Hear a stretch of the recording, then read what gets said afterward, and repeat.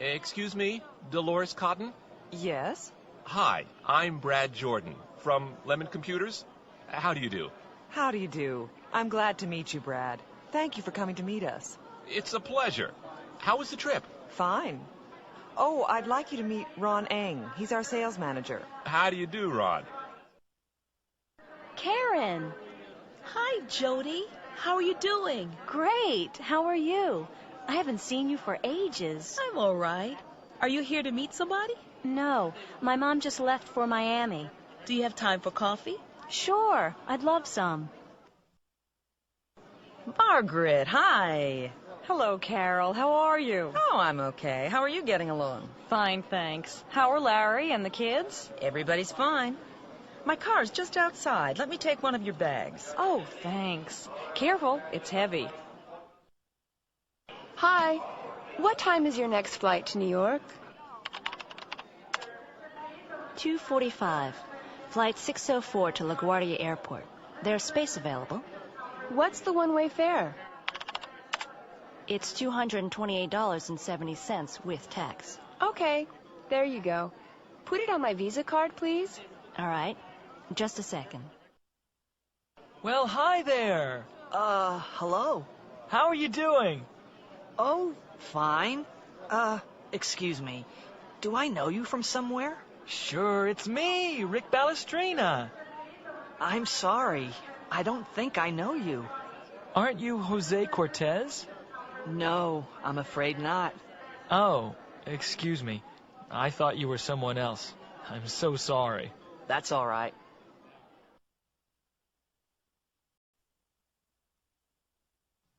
This Is Your Life is a very popular show on American TV.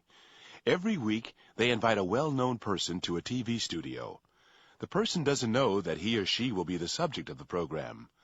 The host greets the person with, "This is your life." The person then meets friends and relatives from the past and present.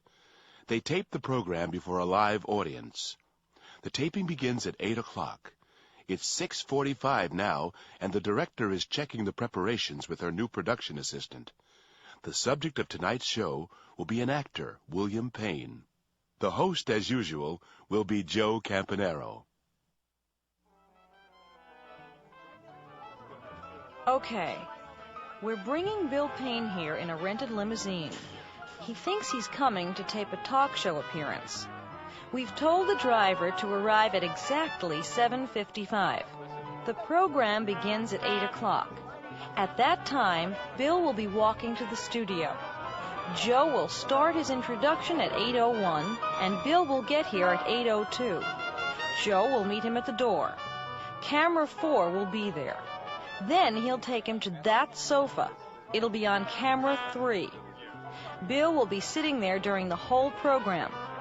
For most of the show, Joe will be sitting next to the sofa or standing on that X. He'll be on camera 2. The guests will come through that door, talk to Bill and Joe, and then go backstage. Now, is that clear?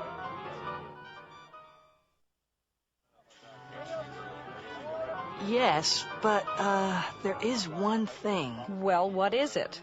Where will the guests be waiting before they come on? The green room, 401. Stephanie will be sitting there with them. They'll be watching the show on a monitor. She'll cue them 2 minutes before they come on. Okay, I think that covers everything.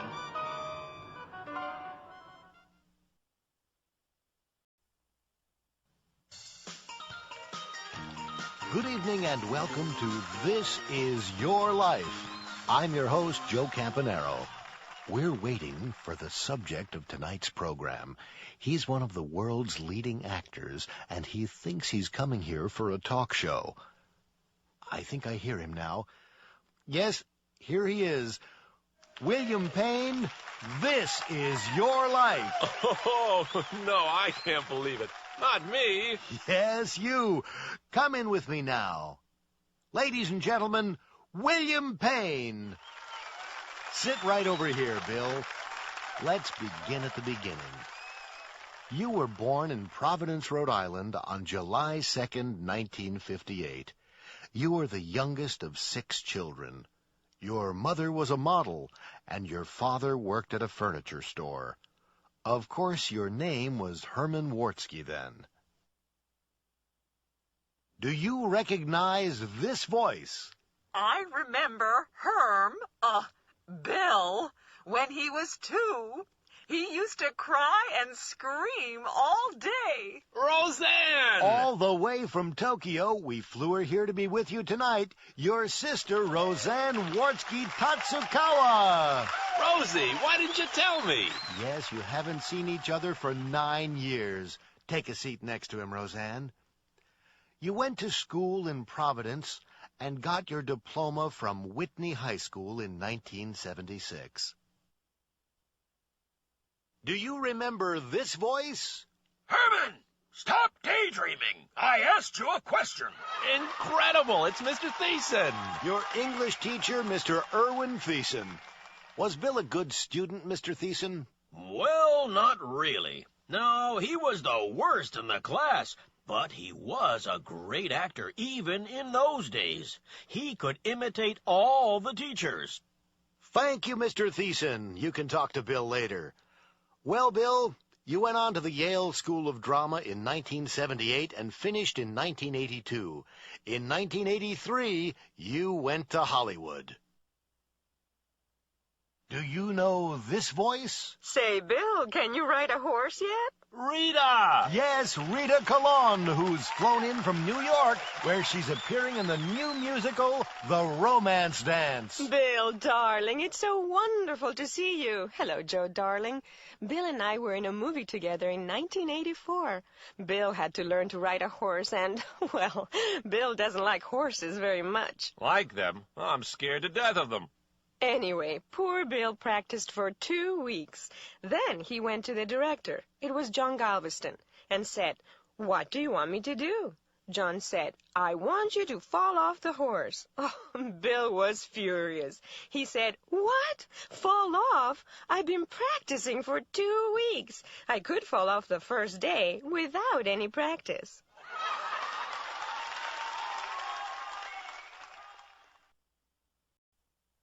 The Louisville Rally, which started in 1991, is quickly becoming one of the most famous car events in the United States. Competitors leave from several points around North America and follow routes of approximately equal length to a rallying point, which will be Kansas City this year. Then they follow a single route to the finish. The rally consists of 6 daily stages, beginning on Sunday morning, and each competitor will have driven over 2,000 miles by Friday night. It is not a race.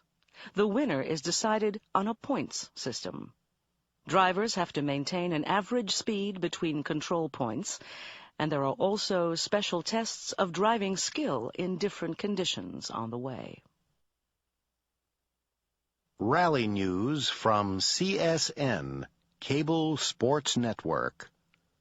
Now here's a report from Bob Costello. Hello from Billings, Montana. It's 9 o'clock on Monday night, September 25th, and the Pacific Northwest competitors in the Louisville Rally have just arrived here at the end of the second stage in this year's contest.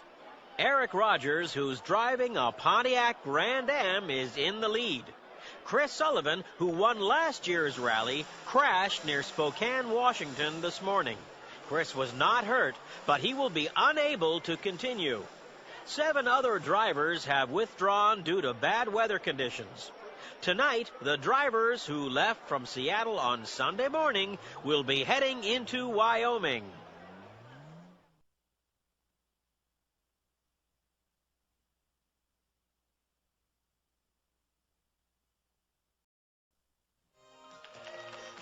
Welcome to the Romance Connection, where old-fashioned romance meets modern technology.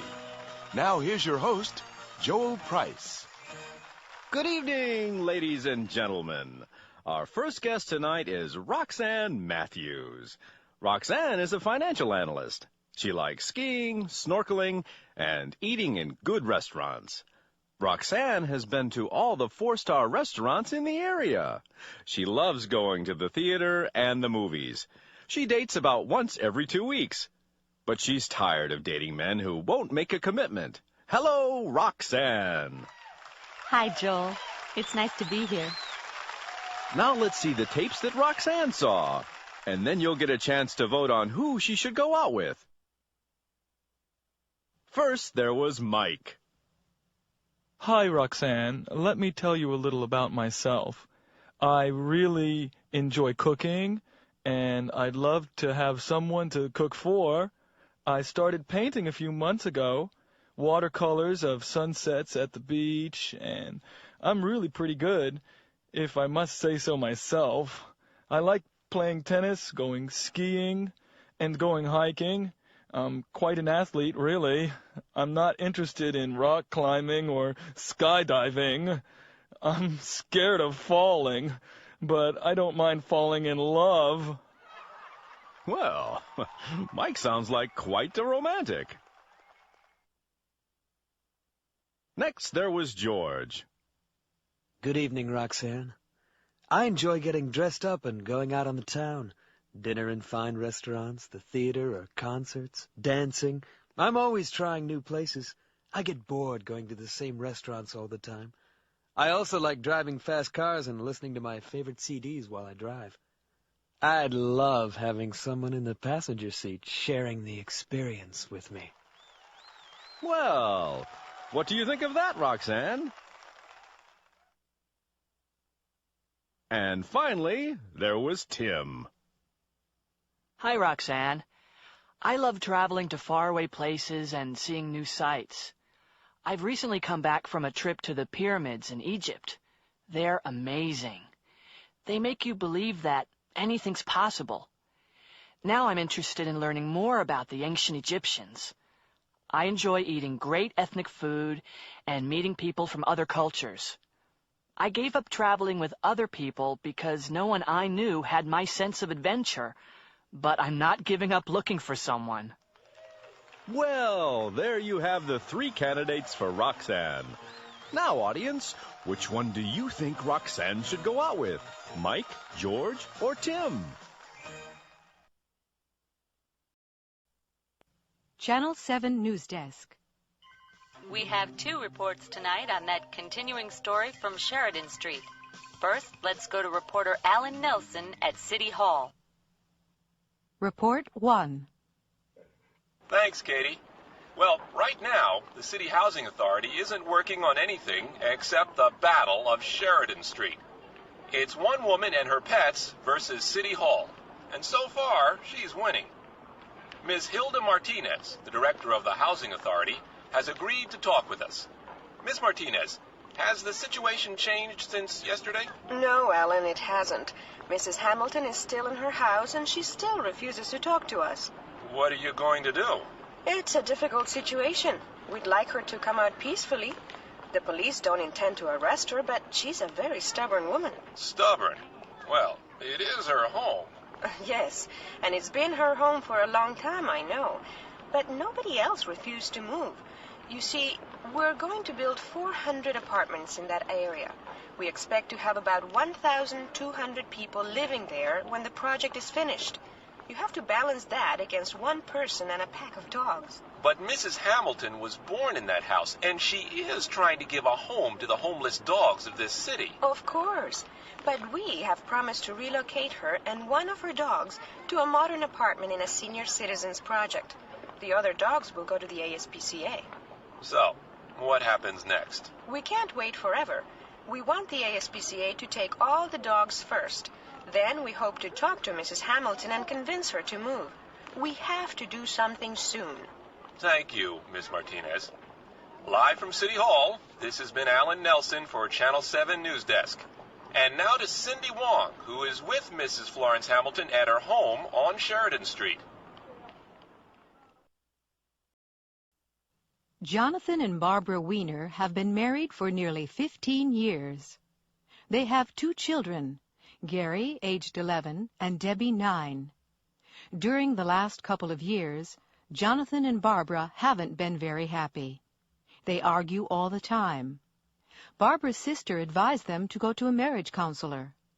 A marriage counselor helps married couples to talk about their problems and to solve them, if possible. Sometimes Jonathan and Barbara meet with the counselor separately, and other times they meet with her together. This is Jonathan and Barbara's third session with Dr. Joyce Sisters, the counselor. Oh, come in, Barbara. Have a seat. Didn't Jonathan come? Yes, he's waiting outside. He didn't want to come this week, but, well, I persuaded him to come. I see. How have things been going? Oh, about the same. We still seem to have fights all the time. What do you fight about? What don't we fight about, you mean? We fight about everything. He's so inconsiderate. How so? Well, I'll give you an example. You know, when the children started school, I wanted to go back to teaching again, so I got a job. Well, anyway, by the time I've picked Gary and Debbie up at my sister's house, she picks them up at school, I only get home about half an hour before Jonathan. Yes? Well, when he gets home, he expects me to run around and get dinner on the table. He never does anything in the house. And last Friday, he invited 3 of his friends to come over for a drink. He didn't tell me to expect them. I don't think that's right, do you? Barbara, I'm not here to pass judgment. I'm here to listen. I'm sorry. And he's so messy. He's worse than the kids. I always have to remind him to pick up his clothes. He just throws them on the floor. After all, I'm not his mother, and I have my own career. Actually, I think that's part of the trouble. You see, I make more money than he does.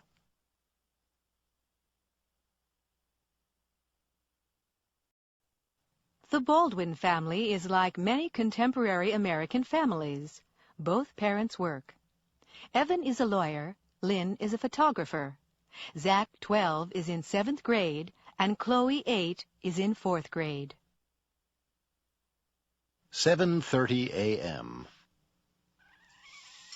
Zachary, are you ready for breakfast? No, Dad. I have to make my bed first. Okay, but hurry up. Mom's making hot cereal. By the way, what do you want for lunch today? Can I have turkey? I'm tired of tuna. No problem.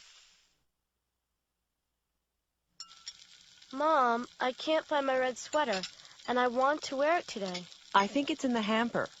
I'm going to do the laundry later, so you can wear it tomorrow. Can I make a suggestion? Why don't you wear your pink sweater today? Oh, all right. Can you do my hair now? In a minute. I have to get Zach. His breakfast is getting cold. Is Daddy making dinner tonight? Uh-huh. Can we have spaghetti and meatballs? Okay. I have to make a shopping list. I'm going to do the shopping on my way home. Would you check to see if we have any spaghetti, please? 7:30 p.m. Zachary, have you done your homework yet? Yeah, Mom. I did it right after karate class. Great. Let me look at it. Here, Mom. Here's my homework. You did a good job, Zach. Did you have to do anything else? I also had to do some reading in my history book. And I had to do a crossword puzzle for science. It was easy, though.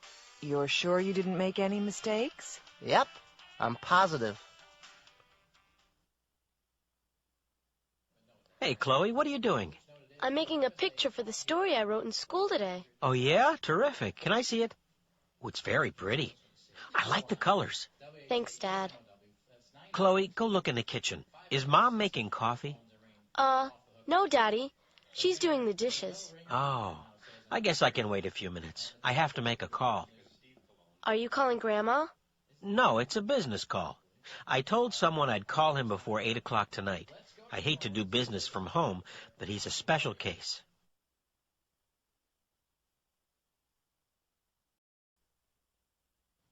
We use words like please, thank you, and you're welcome to be polite. But we also communicate politeness with our voice using stress, intonation, and tone. Stress is how loud syllables or words are. Intonation is the way the voice rises and falls. Tone is the manner of our expression. Listen to these sentences. The words are the same, but the message is different. The first is polite. The second is not. Polite. Could you hold the door open, please? Impolite. Could you hold the door open, please? Would you turn down the radio, please?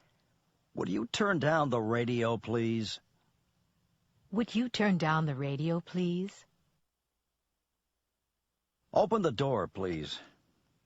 Open the door, please. Open the door, please. Could you make a copy of this? Could you make a copy of this? Could you make a copy of this? Can I use your stapler? Can I use your stapler? Can I use your stapler? Would you please take our picture? Would you please take our picture? Would you please take our picture? Can I get change for $1? Can I get change for $1? Can I get change for $1?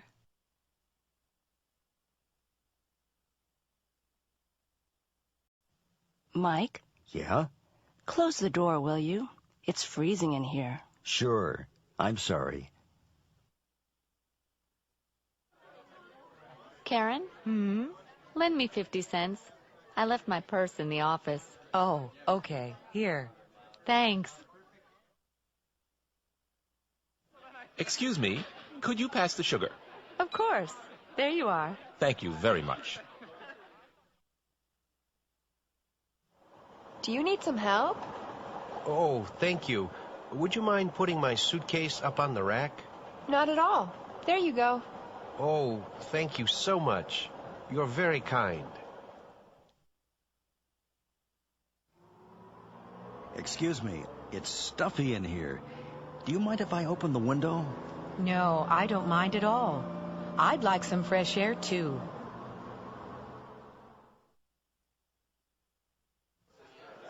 Excuse me, Lorraine.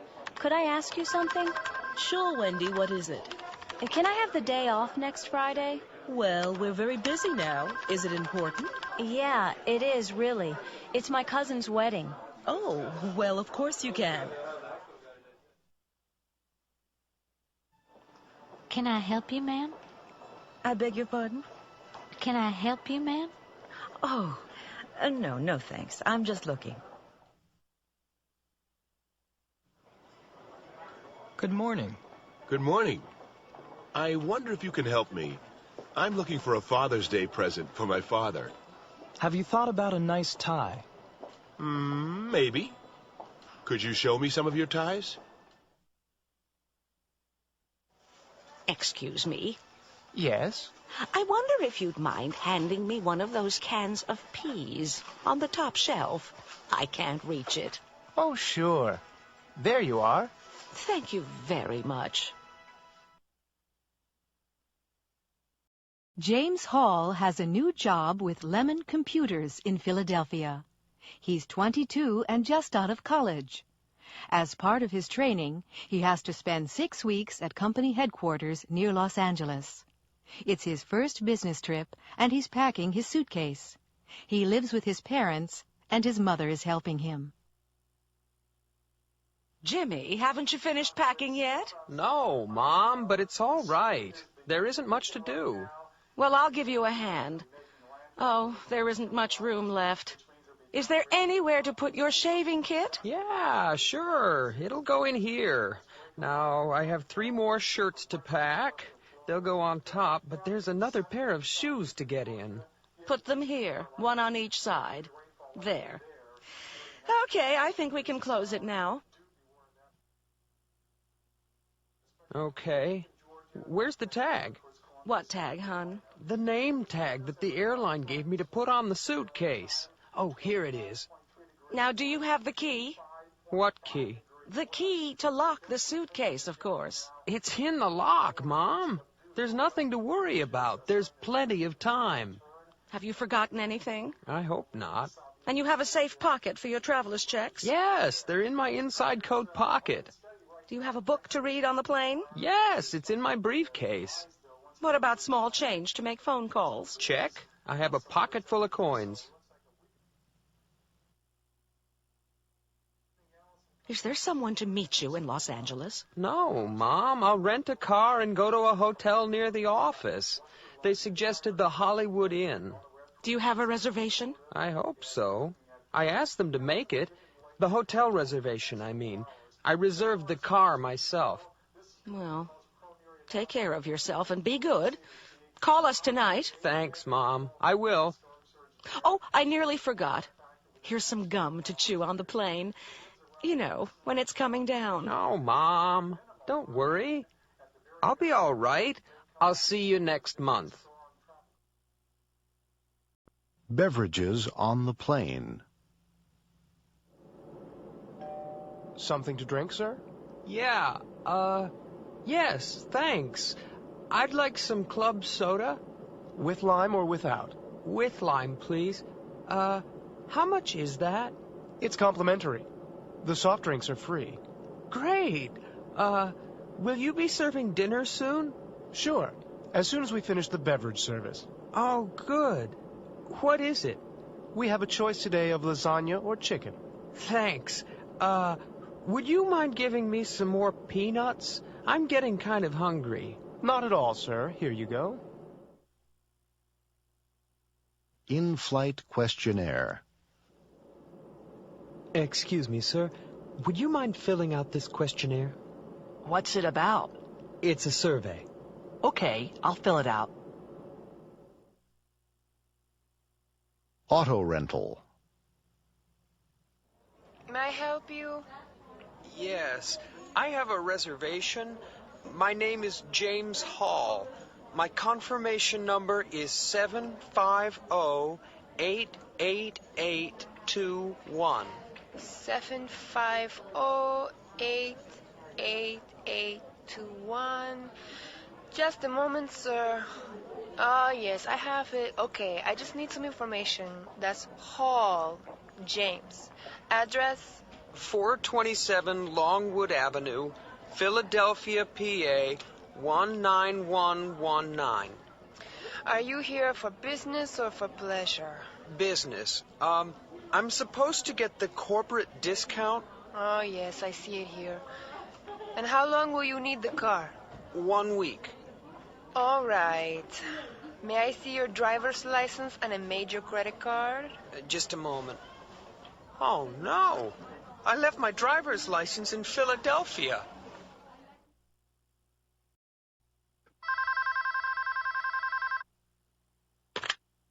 Mac Gizmos, this is Mindy speaking. How can I help you? Hi, I'd like to order some software, please. Do you have a catalog number? Yes, I do. It's GKX 371243. Please hold. That's the Death Star Defender game on CD-ROM for Macintosh? That's right. What city? I'm calling from London, in Britain. May I have your name and address? Yes, it's Simon Alton. That's Alton, 42 Gladstone Terrace, London W6 8BN, England. Simon Alton, 42 Gladstone Terrace, London W6 8BN, England. And how do you want that sent, Simon? Surface, air, or courier? A courier. That will be a total of $89.30, including delivery. Fine. And how are you paying? MasterCard. May I have your number? 5055 6631 8901 4247. 5055 6631 8901 4247. And the expiration date on the card? September next year. And what is the name actually printed on the card? Simon W. Alton. That's great, Simon. Your CD-ROM will be there in a few days. Thank you for calling Mac Gizmos. Bargaining. Excuse me, how much do you want for this bowl? Let's see. That's an outstanding piece of depression glass, in perfect shape. It's worth $150. $150? Oh, I couldn't possibly pay that much. It's a shame. It really is nice. Hold on, lady. I said it was worth $150. I'm only asking $115. $115? Yeah, it's a real bargain. Oh, I'm sure it is. But I can't afford that. Well, look, tell you what I'll do. I'll make it an even 100. I can't go any lower than that. I'll give you 65. 65? Come on, lady. You've got to be kidding. I paid more than that for it myself. Take it for 90. It's worth every penny. Well, maybe I could give you 75. 85. That's my final price. 80. Make it 83. Okay, 83. Let me wrap it up for you. There you are, lady. A real bargain. Yeah, thanks a lot.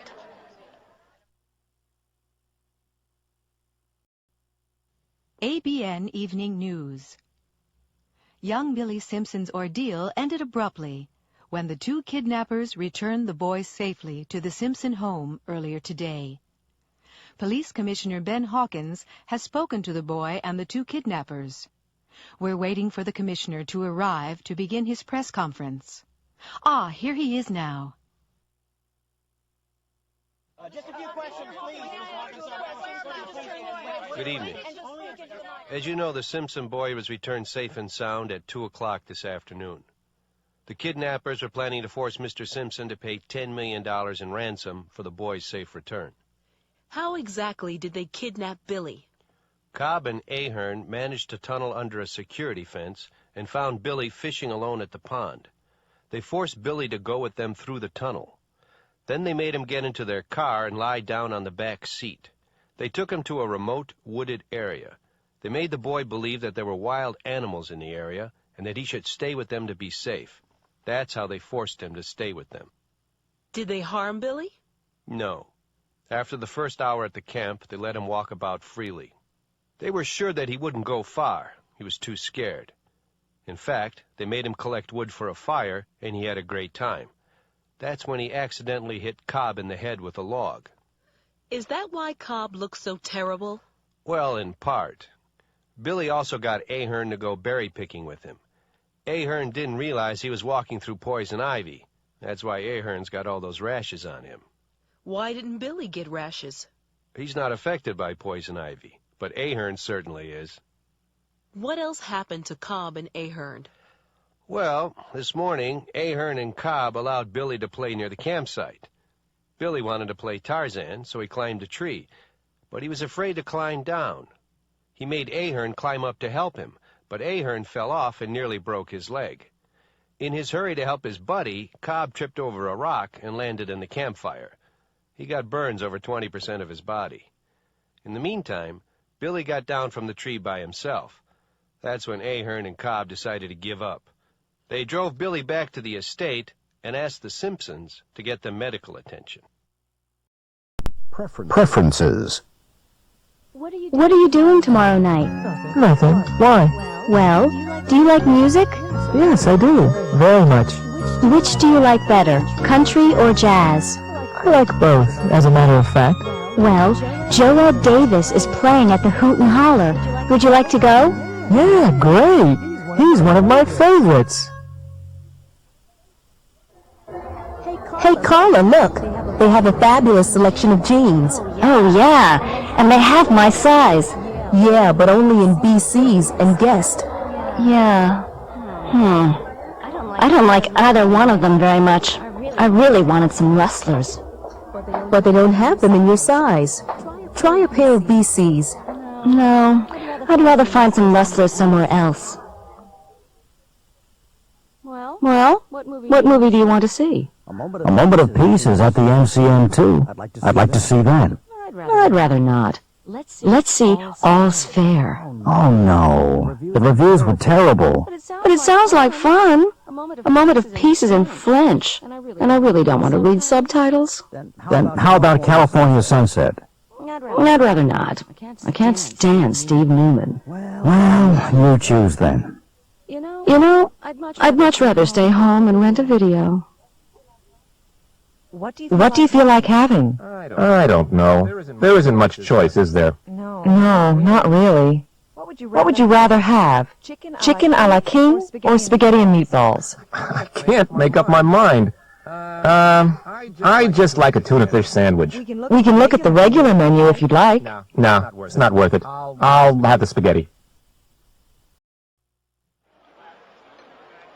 Today is Earth Day, and we're here in Central Park for the big cleanup and celebration. We asked some of the people who turned out today what they think we ought to do to help the environment. Well, I think we'd better do something to protect the tropical rainforest before they're all gone. You know, rainforests only make up like 2% of the Earth's surface, but over half the world's wild plant, animal, and insect species live there. 1 out of every 4 pharmaceuticals comes from a plant in a tropical rainforest. We ought to support organizations involved in rainforest conservation, like the Rainforest Action Network in San Francisco. The most important thing to me is to save and care for all the wildlife in the world. Did you know that by the year 2000, 20% of all Earth species could be lost forever? And we'd better not save only the mammals. We ought to be concerned about the insects, fish, amphibians, reptiles, and plants. I think the governments of the world had better get together and do something. I'm really worried about the quality of the air we breathe. Cars cause a lot of the air pollution, and everybody ought to do whatever possible to stop it, you know. For example, people ought to drive together or use public transportation. That would keep millions of pounds of pollution out of the atmosphere. People ought to buy cars that get good gas mileage and keep them tuned up and running well. The more gas a car uses, the more pollution it emits. We'd all better support the development and use of cars that use alternative energy sources, like electric cars, solar-powered cars, and cars that run on methane gas. We better not take the water we have for granted in this country. Every day we consume 450 billion gallons of water. We get this water from our rivers, lakes, and streams, or from groundwater. And we have been careless about how we've treated our water sources. We ought to take better care of the groundwater and keep it safe from pollutants, especially chemicals that people pour down their drains without thinking, or gasoline leaks from underground storage tanks. We'd also better start conserving water.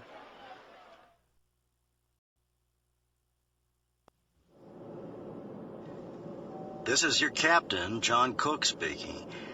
We've reached our cruising altitude, and I've just turned off the fasten seatbelt sign. Our estimated time of arrival in Anchorage is 1 a.m., so we've got a long flight ahead of us. I hope you enjoy it. Our flight attendants will be serving dinner shortly. Thank you. It was Christmas Eve, 1959. A lot of the passengers on the nearly full plane were traveling home to spend the holidays with their families. It was a smooth and quiet flight. The flight attendants had just finished picking up the trays and were in the galley putting things away when the first buzzers sounded. One of the flight attendants went down the aisle to check. When she came back, she looked surprised. "It's amazing," she said. "Even on a smooth flight like this, 2 people have gotten sick."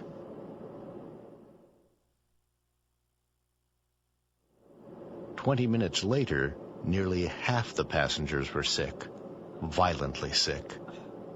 Several were moaning and groaning, some were doubled up in pain, and 2 were unconscious. Fortunately, there was a doctor on board, and he was helping the flight attendants. He came to the galley and said, "I'd better speak to the pilot. This is a severe case of food poisoning. I think we'd better land as soon as possible." "What caused it?" asked one of the flight attendants. "Well," replied the doctor, "I had the beef for dinner, and I'm fine. The passengers who chose the fish are sick." The flight attendant led him to the cockpit. The door was jammed. Together they pushed it open. The captain was lying unconscious behind the door. The co-pilot was slumped across the controls, and the engineer was trying to revive him. The doctor quickly examined the two men. "Can you land the plane?" the doctor asked the engineer. "Me? No, I'm not a pilot. We've got to revive them," he replied. "The plane's on automatic pilot. We're okay for a couple of hours." "They could be out for a long time," said the doctor. "I'd better contact ground control," said the engineer. "Maybe you should make an announcement and try to find out if there's a pilot on board," the doctor suggested. "We can't do that," the flight attendant said. "It'll cause a general panic." Suddenly she remembered something. "One of the passengers. I overheard him saying that he'd been a pilot. I'll get him." She found the man and asked him to come to the galley. "Didn't you say you used to be a pilot?" she asked. "Yes. Why?" She led him to the cockpit. They explained the situation to him. "You mean you want me to fly the plane?" he asked. "You must be joking. I was a pilot, but I flew single-engined fighter planes, and that was 15 years ago. This thing's got 4 engines. Isn't there anybody else?" he asked. "I'm afraid not," said the flight attendant. The man sat down at the controls. His hands were shaking slightly. The engineer connected him to air traffic control. They told him to keep flying on automatic pilot toward Anchorage and wait for further instructions from an experienced pilot. An hour later, the lights of Anchorage appeared on the horizon. He could see the lights of the runway shining brightly by a lake. Air traffic control told him to keep circling until the fuel gauge registered almost empty.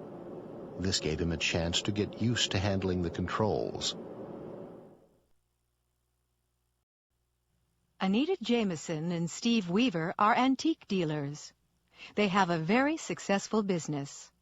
They travel around the country buying antique furniture and paintings from flea markets, antique stores, and elderly people. Steve has just come out of a little antique store, and he seems very excited. Anita, we're in luck. There's a painting in there, a landscape. It's a good one. I thought it might be valuable, so I took a good look at the signature. It isn't very clear, but I think it may be a Winslow Homer. A Winslow Homer? It can't be. They're all in museums. They're worth a fortune. Well, someone found one a couple of years ago. This might be another one. It's dirty and it isn't in very good condition. How much do you think it's worth? I don't know. Maybe $1 million.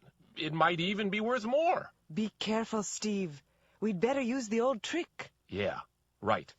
There's a chair in the window. It must be worth about $20. I'll offer $100 for it. She'll be so happy that she won't think about the painting. Don't say you want the painting. Say you want the frame, okay? Fine. You'd better wait in the van. I'd rather do this on my own. Steve, check the signature before you give her $100 for the chair. Don't worry, Anita. I know what I'm doing.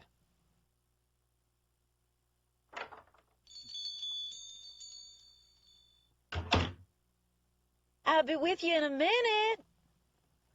I'm interested in that chair in the window. What? That old thing? It's been there for years. It has? It's very nice. I think it could be Victorian. Really? Yes, I think I'm right. I've seen 1 or 2 other chairs like it. I think I could get a good price for that in New York. I'll offer you $100. $100? You must be out of your mind. No, it's a fair price. Well, then, it's yours. There you are, then. $100. Goodbye.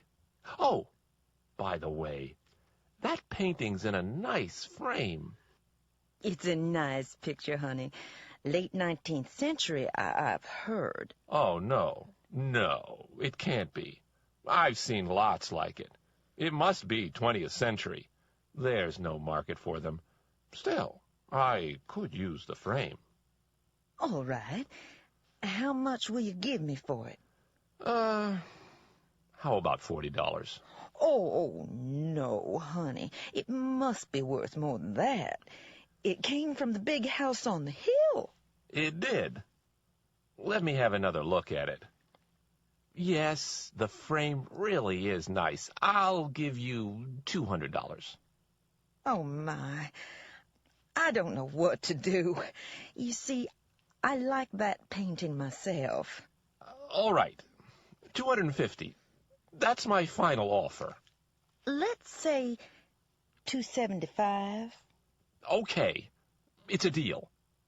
Should I wrap it up for you? No, I have the van outside. It was nice doing business with you. Goodbye. Bye-bye, honey. Thank you. You come back to see us, you hear?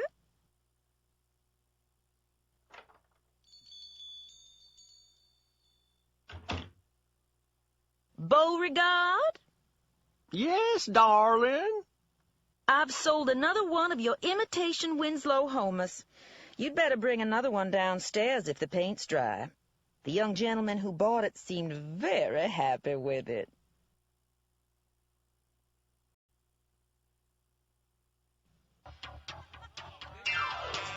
Ozzy!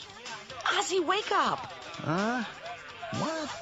What's the matter? It can't be 7 o'clock already. No, it's 1:30. It's those people next door again. Listen! Oh, yeah. They must be having another party. They must be waking up a whole block. And they have 3 young children. Those kids couldn't be sleeping through that racket. It's disgusting. Somebody should call the police.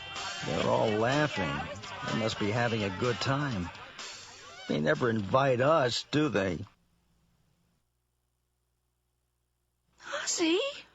Yes, dear. What is it now? Listen! They must be leaving. At last. Maybe we'll get some sleep. I hope so. It's nearly 3 o'clock. Good night, dear. Oh, no. Now they're having a fight. That figures. They always have fights after parties.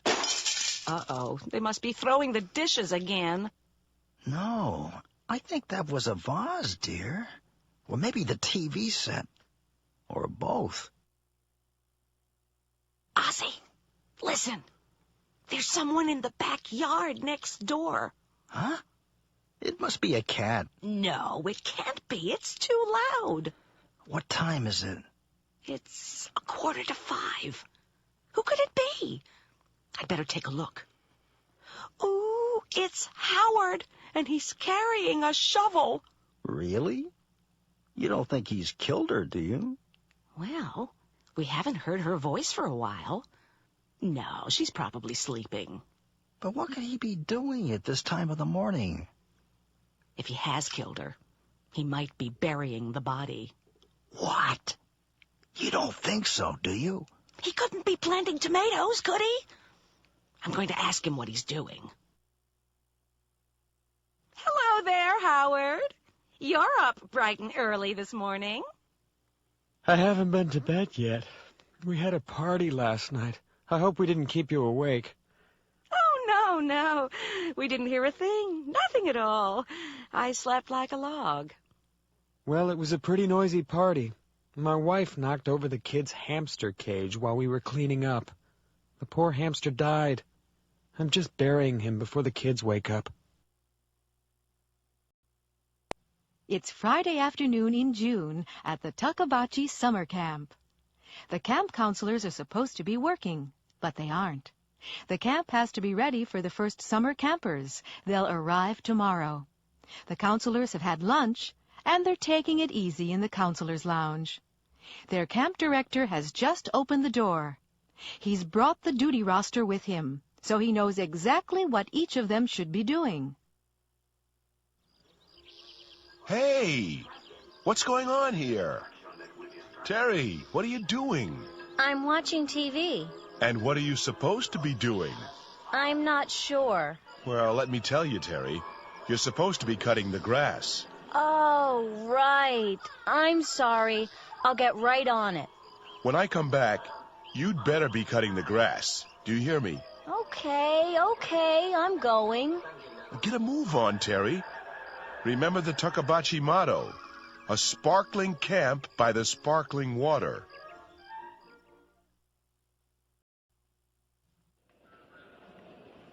A funny thing happened to me last Friday. I'd gone into New York to do some holiday shopping. I wanted to get some presents, and I wanted to see the city all decorated for the holidays. You know, the store windows and the big tree at Rockefeller Center. I had gotten into the city early, so by early afternoon I'd bought everything I wanted. Anyway, I was really tired. All that shopping in crowded stores. And I'd made plans for that night. I just wanted to get home so I could relax before I had to go out again. I went to the Long Island Railroad at Penn Station. It was well before rush hour. I had apparently just missed a train, and the next one wouldn't be leaving for 40 minutes. So I decided I had time for a cup of coffee. I bought a Times and went into a small donut shop and sat at the counter. I ordered a cup of coffee and a box of a half-dozen assorted mini donuts. I figured I would eat a couple and take the rest home for my family. Anyway, they were having a special on the mini donuts, and I can't resist a bargain. I started the crossword puzzle in the paper. A few minutes later, a woman sat down next to me on the stool to my left. That surprised me because there were several empty stools. There was nothing strange about her except that she was very tall. In fact, she looked like a typical businesswoman. You know, conservative suit, briefcase. I didn't say anything. I just kept doing the crossword. Suddenly, she reached out, opened the box of donuts, took one out, dunked it in her coffee, and began to eat it. I couldn't believe my eyes. Anyway, I didn't want to make a scene, so I decided to ignore it. I always avoid trouble if I can. I just took a donut myself and went back to my crossword. When the woman took a second donut, I didn't say a word. After all, if I hadn't protested when she took the first one, how could I say anything when she took the second one? I pretended to be very interested in the puzzle. A few minutes later, I casually put out my hand, took another donut, and glanced at the woman. She seemed to be glaring at me. She was making me feel so nervous that I decided to have a third donut.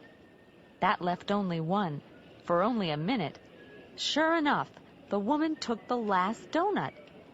I nervously continued eating my donut and decided to leave.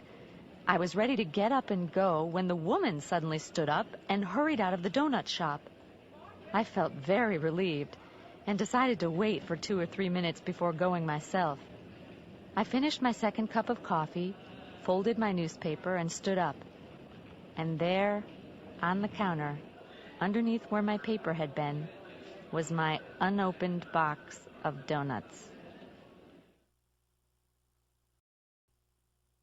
Charles Beresford Tifton was found dead on the floor of his study in the Tifton family mansion in New Orleans. He had been shot 5 times. There were 5 people on the estate, and they all heard the shots at about 4 p.m. The police have taken statements and made the following notes about each of the 5 people. Lydia Tifton's statement. I was reading in my bedroom on the first floor. I heard the shots. There were 4 or 5. I wheeled myself into the hall. The study door was open. Ruth Ellen was standing in the doorway screaming. Benson was standing at the French windows. The gun was on the floor next to my husband's body. J.D.'s statement. I was in the den. I was listening to a new CD. Suddenly there were 5 shots. I thought it was Uncle Ike at target practice. Then I heard a scream. It sounded like Ruth Ellen, so I opened the connecting door to the study and saw Big Daddy lying there, Benson at the French windows, and Mama and Ruth Ellen together in the doorway to the hall. I couldn't believe my eyes. Ruth Ellen Potts statement. I was in the living room, writing my resume. I heard the shots and ran across the hall. The door to the study was open. There was poor dear Charles, Mr. Tifton, lying in a pool of blood. I started screaming. Benson came in through the French windows. They were open. Then Mrs. Tifton arrived. She didn't say a word. She just stared at me. Benson's statement. I was about to take my afternoon walk. The doctor told me to walk twice a day for my heart. Anyway, I had just come out of the back door, and I was walking around the corner of the house when I heard shooting.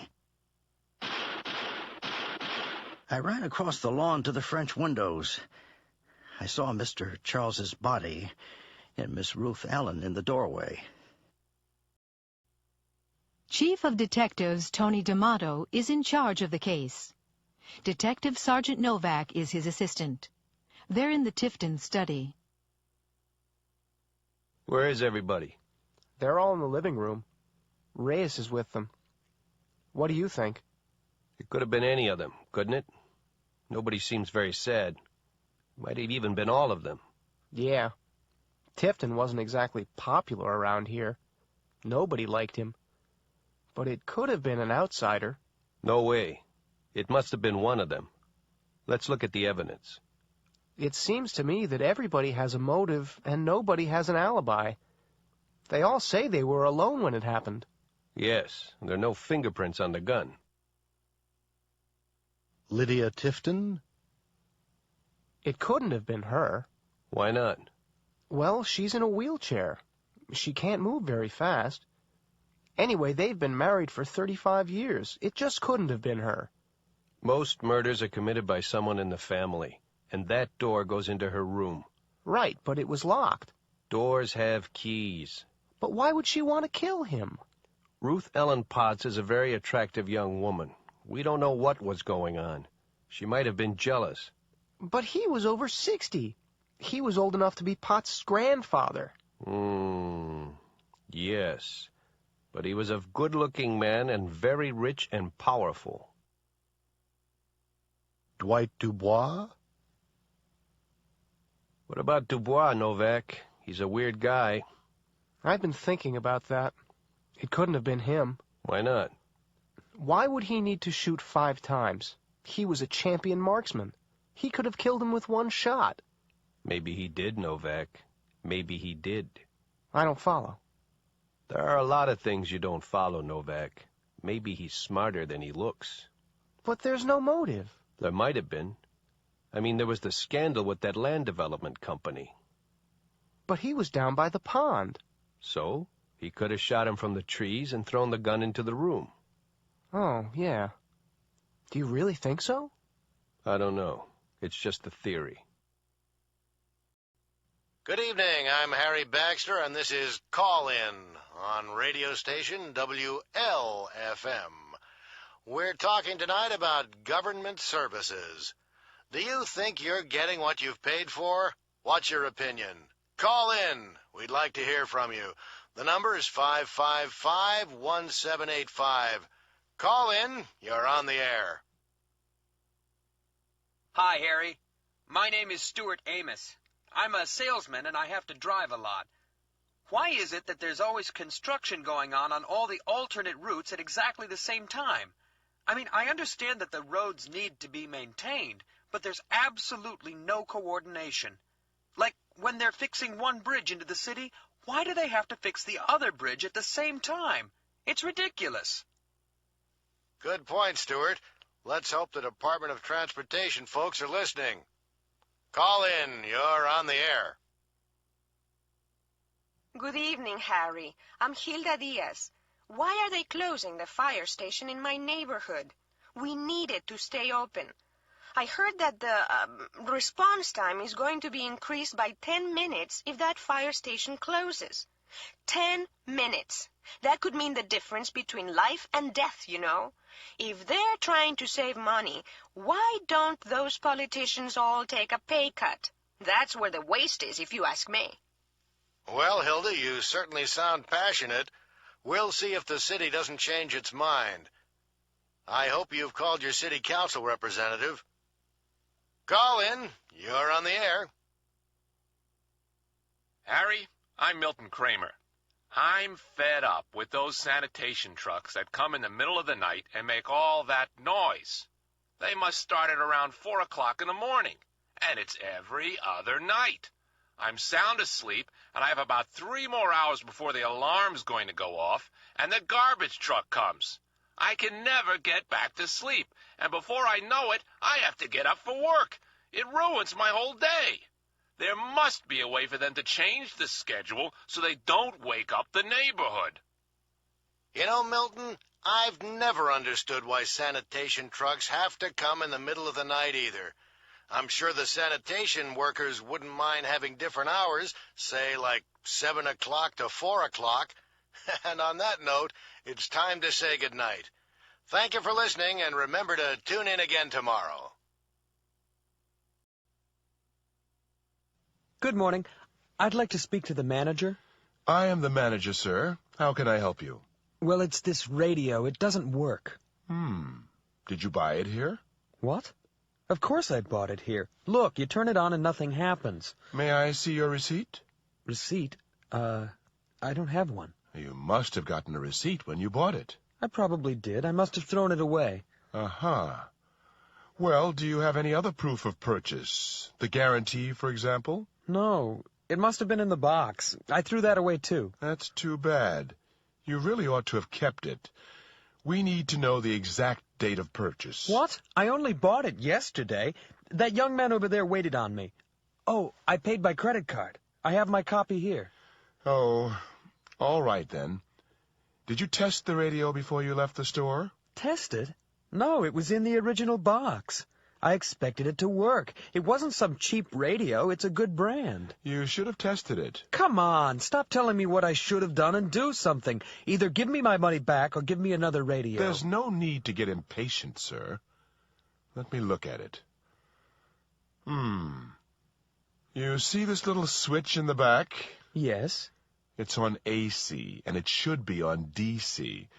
You really should have read the instructions. Oh.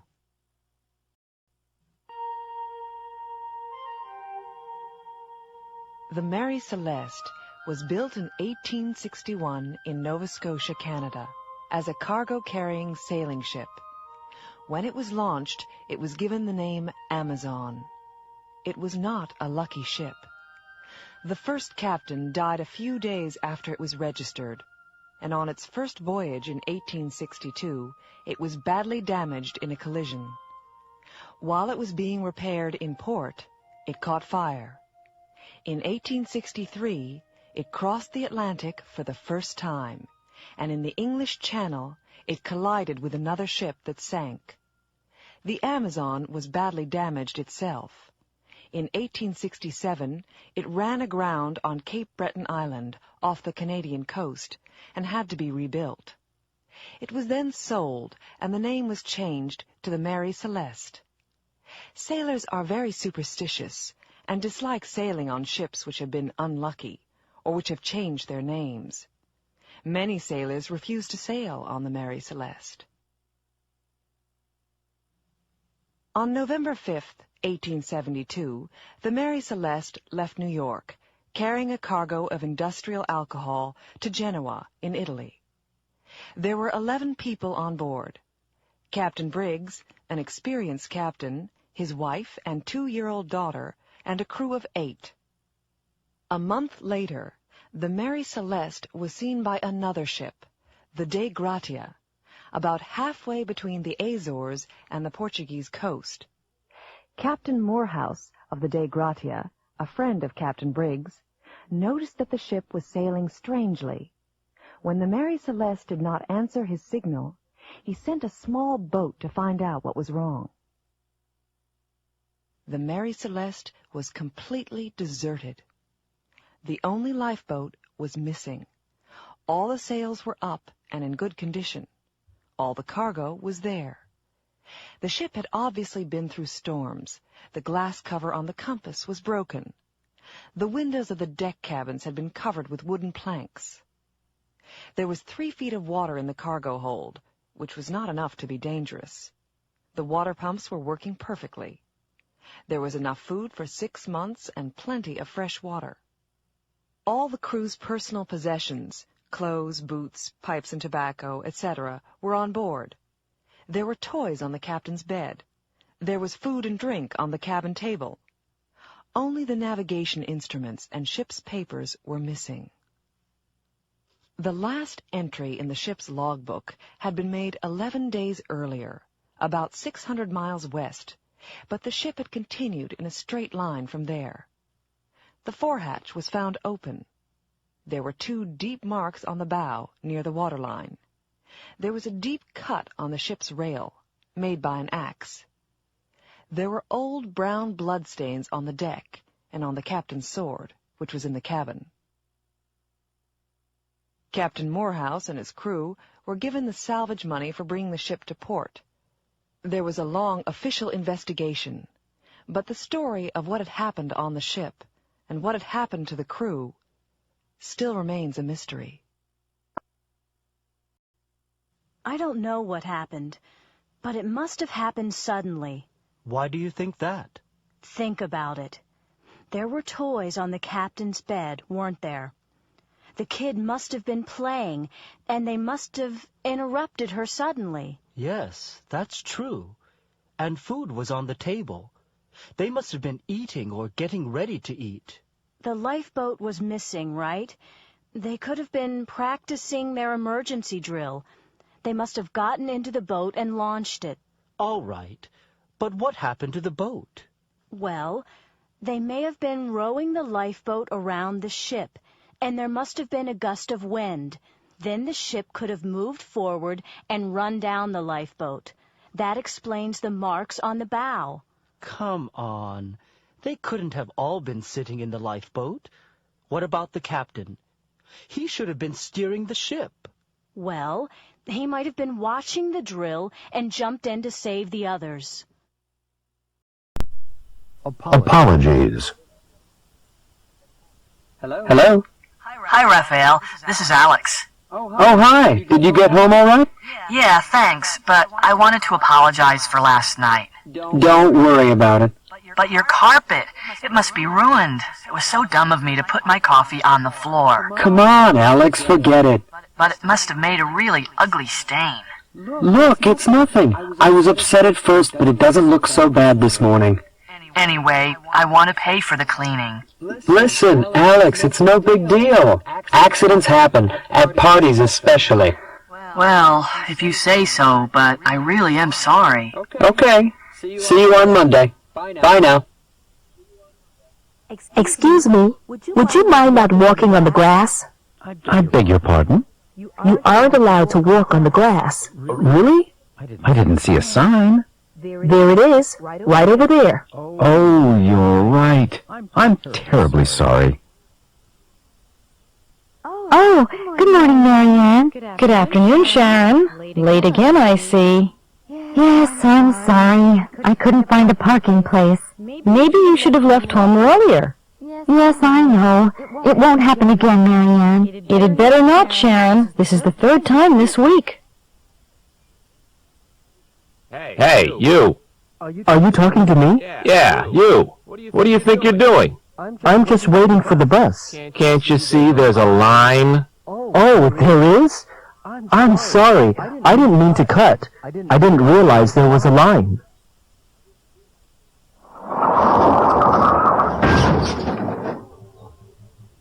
Are you all right? Yes, I'm okay. What about my car? There doesn't seem to be too much damage. Let me see. Look at that! This is a brand new car. You shouldn't have been going so fast. Well, it wasn't my fault. It wasn't your fault? What do you mean, it wasn't your fault? I had the right of way. As a matter of fact, you didn't. You shouldn't have come out like that. Why not? There's no stop sign. Then what's that? Oh, a stop sign. I must have missed it. Well, you should have been more careful. You could have gotten us all killed. Yes, you're right. I'm sorry. What else can I say? Just thank goodness nobody's hurt. Here come the police. You'd better explain it to them. Police Captain Mel Torino is questioning Nicholas Estrella, the driver of the hijacked Ruby Star truck. Let's start at the beginning again, Mr. Estrella. How did you lose your truck? I was making deliveries in Bedford. The truck was loaded with TVs, VCRs, radios, you know, electronics. Uh-huh. So you drove to Bedford from the Ruby Star warehouse? Right. About 10 o'clock, I made a delivery on Boyle Street. I had finished, and I was driving up Boyle when I saw a coffee shop. So you decided to stop? That's right. I stopped to get a sandwich to go. Go on. It didn't take me more than 3 minutes. I started walking back to the truck and... Did you see anybody near the truck? No, nobody. So anyway, I decided to make a phone call. I passed a magazine stand and I stopped to get change. Okay, then what? Well, I was talking to my wife when I saw the truck going down the street. I couldn't believe my eyes. I dropped the phone and ran down the street, but they were moving fast. I couldn't catch up. Did you remember to lock the cab door? Yes, I always remember to lock it. I'm not stupid. Okay, take it easy. Can you actually remember locking it this time? Yes, definitely. I remember putting the key in the lock. The key was all wet and dirty. It was raining, and I dropped it in a puddle. What about the door on the other side? Did you remember to check it? I don't actually remember checking it, but it's always locked, and I never use it. But you don't remember checking it? No, not really. Maybe I forgot to check it. So, it could have been open. Yes, I guess so. But I'd bet anything it wasn't. So what's your theory? They must have had keys. They started the engine, didn't they? How did they get the keys? Don't ask me. I have no idea. They didn't stop to tell me.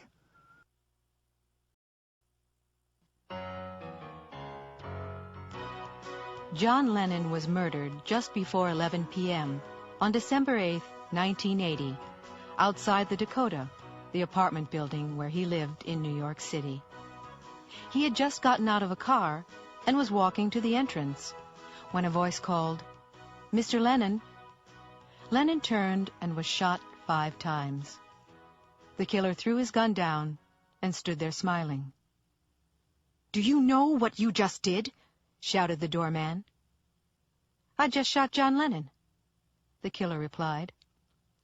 Lennon was rushed to the hospital in a police car, but it was too late.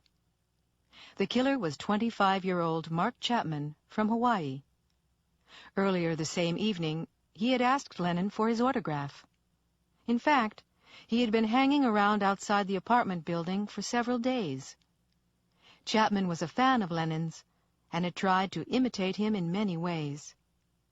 It is said that he even believed that he was John Lennon. Hey, look at that guy. He's way out there. You're right. Unless he turns around soon, he'll be in trouble.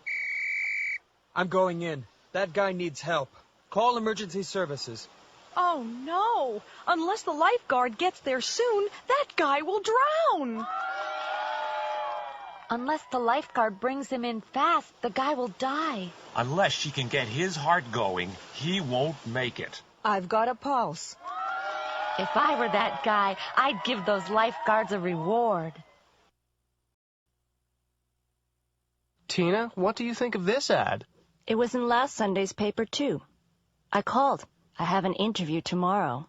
Do you think you'll get it? They seem very interested on the phone. I think they'll offer me the job. So you're going to France? I didn't say that. I won't take the job unless they give me a round-trip ticket. It'll be hard work, and I won't go unless they offer me a good salary. There's a job in France in the paper. Yeah, I know. I wouldn't dream of taking it. Why not? You've always wanted to work overseas. It's hard work, isn't it? One night off a week. But the money might be good. Well, I wouldn't take it unless they pay me a really good salary, with a longer vacation and more free time. And I certainly wouldn't go anywhere overseas unless my ticket was round trip. Carmen Melvin is from Miami, Florida. She's on vacation in Alaska, and she's taken a flight-seeing trip to a glacier. The helicopter has landed on the glacier. This way. Watch where you're going, please. Our insurance company doesn't want you to hurt yourselves. This is incredible. Isn't it great? Oh, watch your step and stay close by me. That is, unless you want to fall into a crevice. There are crevices hundreds of feet deep over there. We're going to begin by walking over to look at them. There's so much ice. And they keep telling us about global warming, you know, that the Earth is getting hotter.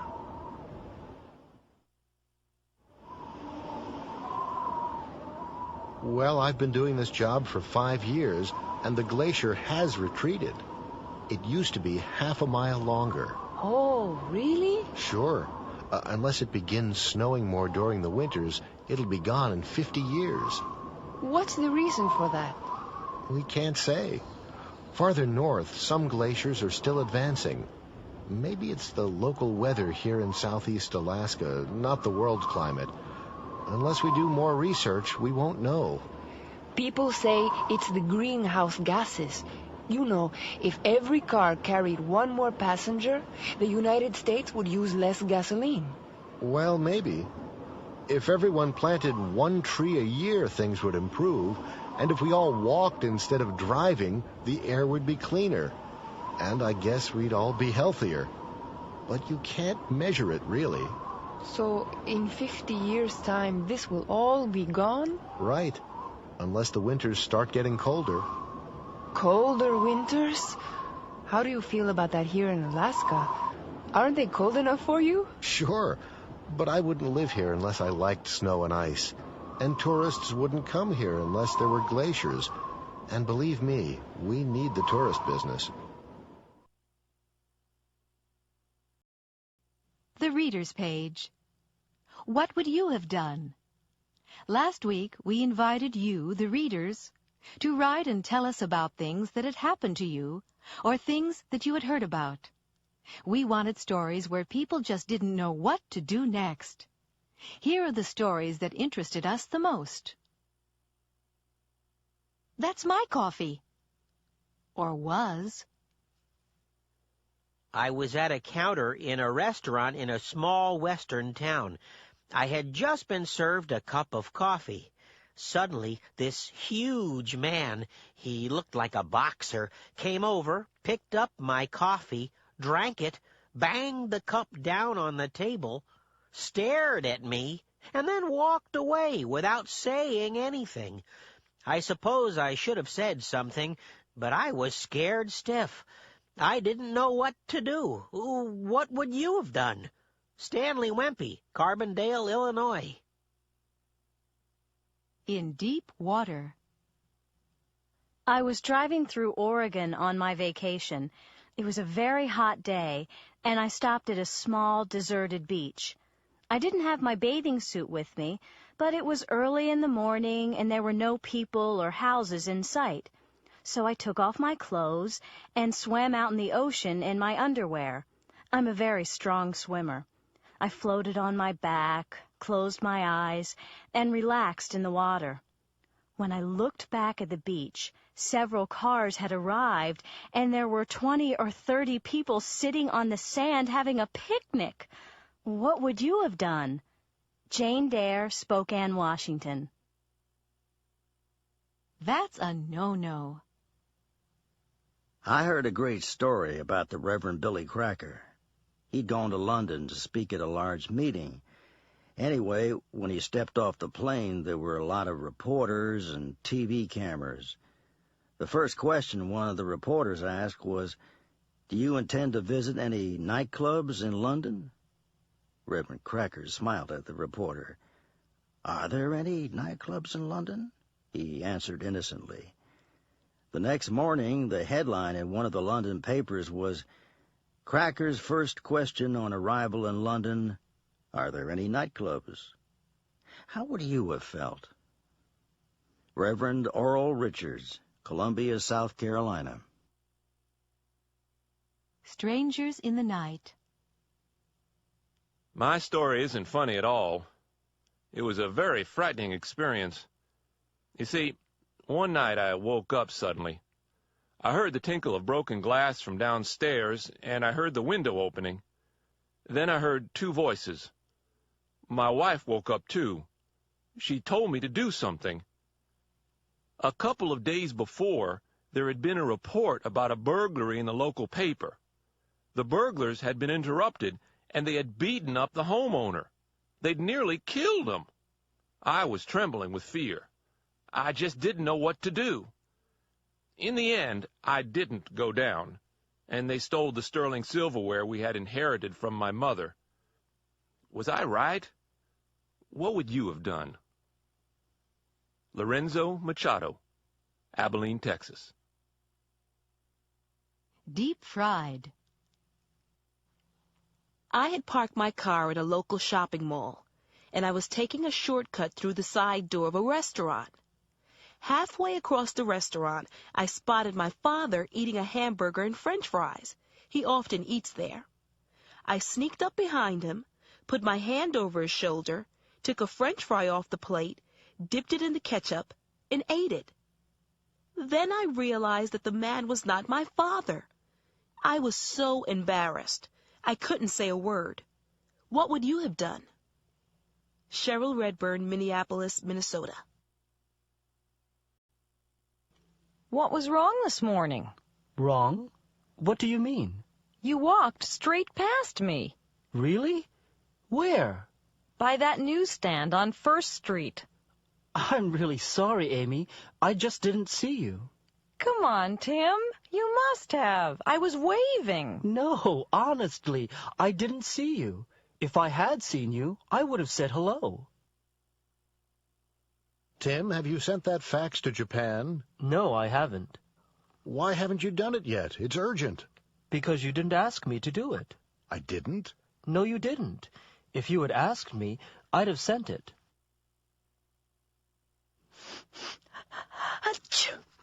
What's the matter, Debbie? You don't look well. No, I've had a terrible cold. It's better today, though. I had a bad cold last week. I know, and you gave it to everyone in the office. I wouldn't have come to work if I'd had a cold like that. Tim, did you type this letter or did Akiko? I did. Is there something wrong? Take a look. This should be $400,000. You typed $40,000. Oops. I'm really sorry. And the customer's name should be Snelling, not Smelling. Oh, no. Did I put that? If I hadn't noticed it, we could have lost the order. Hi, Tim. Did you have a good day today? No, not really. I'm glad it's over. Everything went wrong. Really? Yeah. I made a lot of mistakes in typing, then I forgot to send a fax, and Amy got upset because I ignored her on the street. Why was that? If I hadn't gone to bed late, it wouldn't have been such an awful day.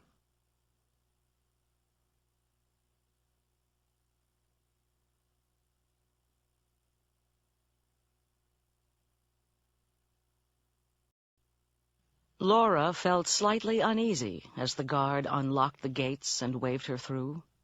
The Blitzkopf Clinic was, after all, the most exclusive institution of its type in the country. She parked her car outside the main entrance of the sterile white main building. She paused on the steps to look at the beautiful flower gardens. An old man was watering the flower bed beside the steps. He smiled at her.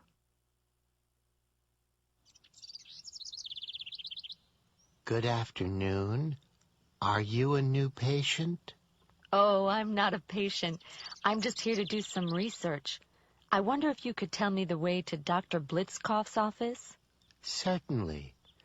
Just go through the main door, turn left, walk down to the end of the hall, and it's the last door on the right. Thank you very much. Dr. Blitzkopf was expecting her. He had been looking forward to meeting his new research assistant. Dr. Blitzkopf showed her around. He was obviously very proud of his clinic, and Laura was impressed by the relaxed and informal atmosphere. For the next few weeks, Laura spent the mornings interviewing patients and the afternoons in the flower gardens, writing up the results of her research. Some of the patients were withdrawn and depressed. Some seemed almost normal. She found it hard to believe that all of them had been considered too dangerous to live in normal society.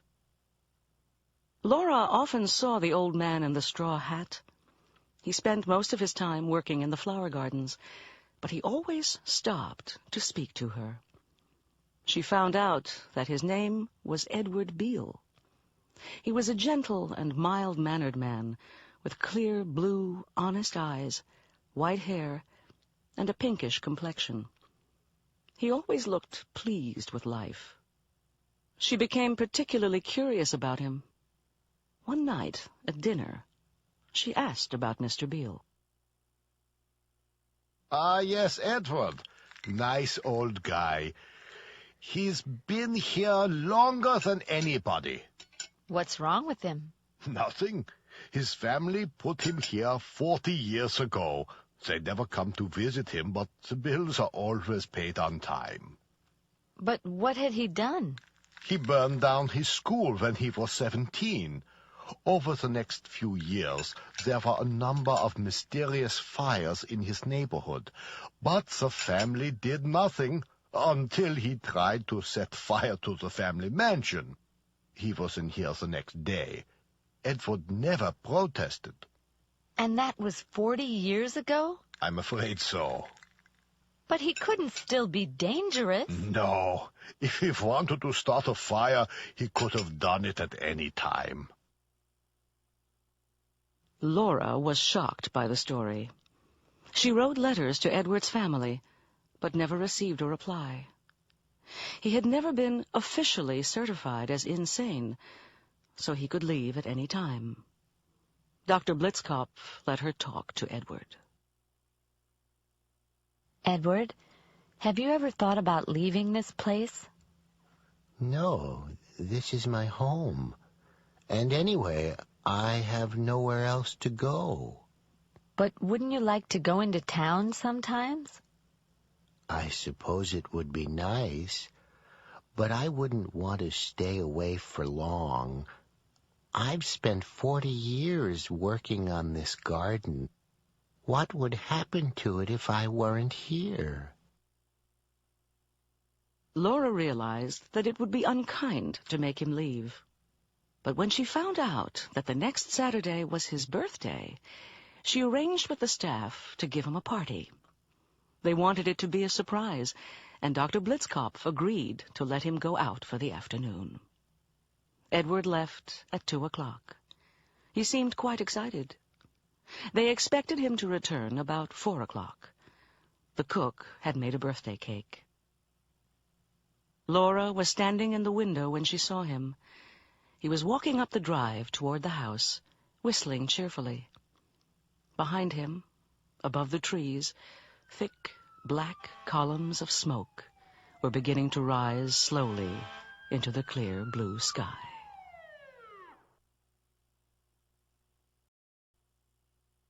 Marisol is Colombian and married to George Merrick, an American teaching in Colombia. They've just returned to Colombia, and George is telling his friends at work about their trip. We had a great time, but it was pretty tiring. We went on most of the tours because Marisol didn't want to miss anything. I really felt we needed more time. If we went again, we'd stay longer. We would have spent more time in San Francisco and less time in Los Angeles if we'd had a choice. Los Angeles was a little disappointing. We went on a tour of Beverly Hills to see the houses of the stars, but unless you had studied film history, you would never have heard of most of them. Generally speaking, the hotels, food, and service were excellent. Marisol found Americans to be very friendly. We probably took too much luggage. Clothes in California were so cheap. It would have been a good idea to take along an empty suitcase. If I'd done that, the savings on clothes would almost have paid for half of the airfare. Well, not really. The Rizzos, a retired couple from Bangor, Maine, were on the tour with the Merricks. Florence Rizzo was asked about the trip. We'd been looking forward to this trip for years, and it was the vacation of a lifetime. I think we enjoyed Las Vegas the most, but 2 nights were probably enough. If we'd stayed there much longer, we'd have lost all our money. Disneyland is a must for anyone with children. If only we'd had our grandchildren with us. They would have loved it. We went on some of the tours, and we could have gone on more, but you can't see everything, can you? I loved the food in California. You know, all those salads and fresh vegetables. We wouldn't have gone on this trip unless it had been an escorted tour group. We're not as young as we used to be, and we couldn't have done it on our own. Everyone, however, was so helpful to us.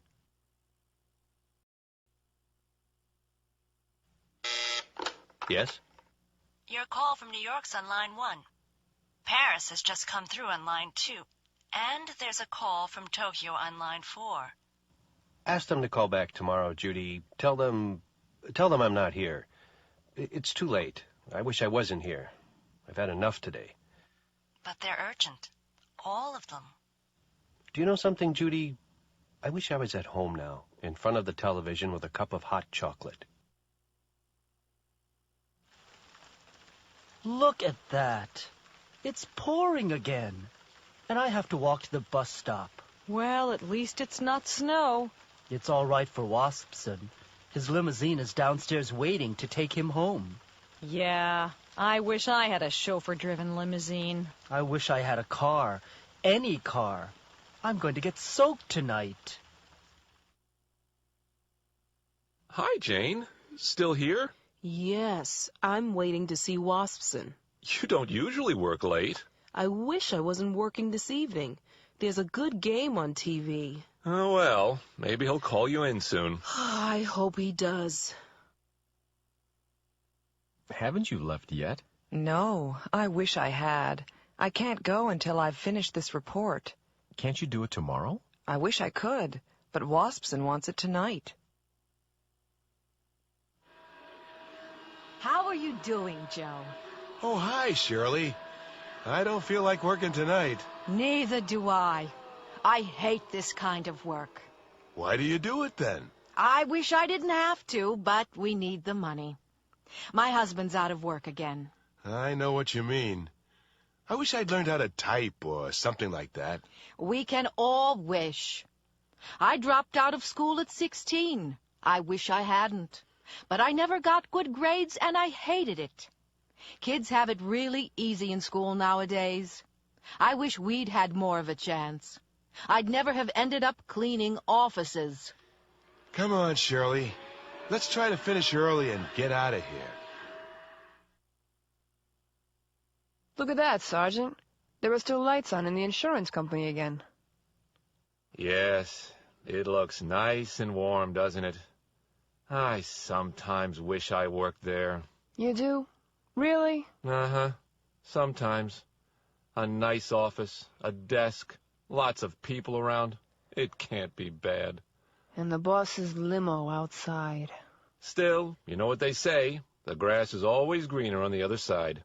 Oh, I suppose you're right, Sarge. Hey, that limousine is in front of a fire hydrant. Oh, yeah. Give him a parking ticket, Lucy. He can afford it.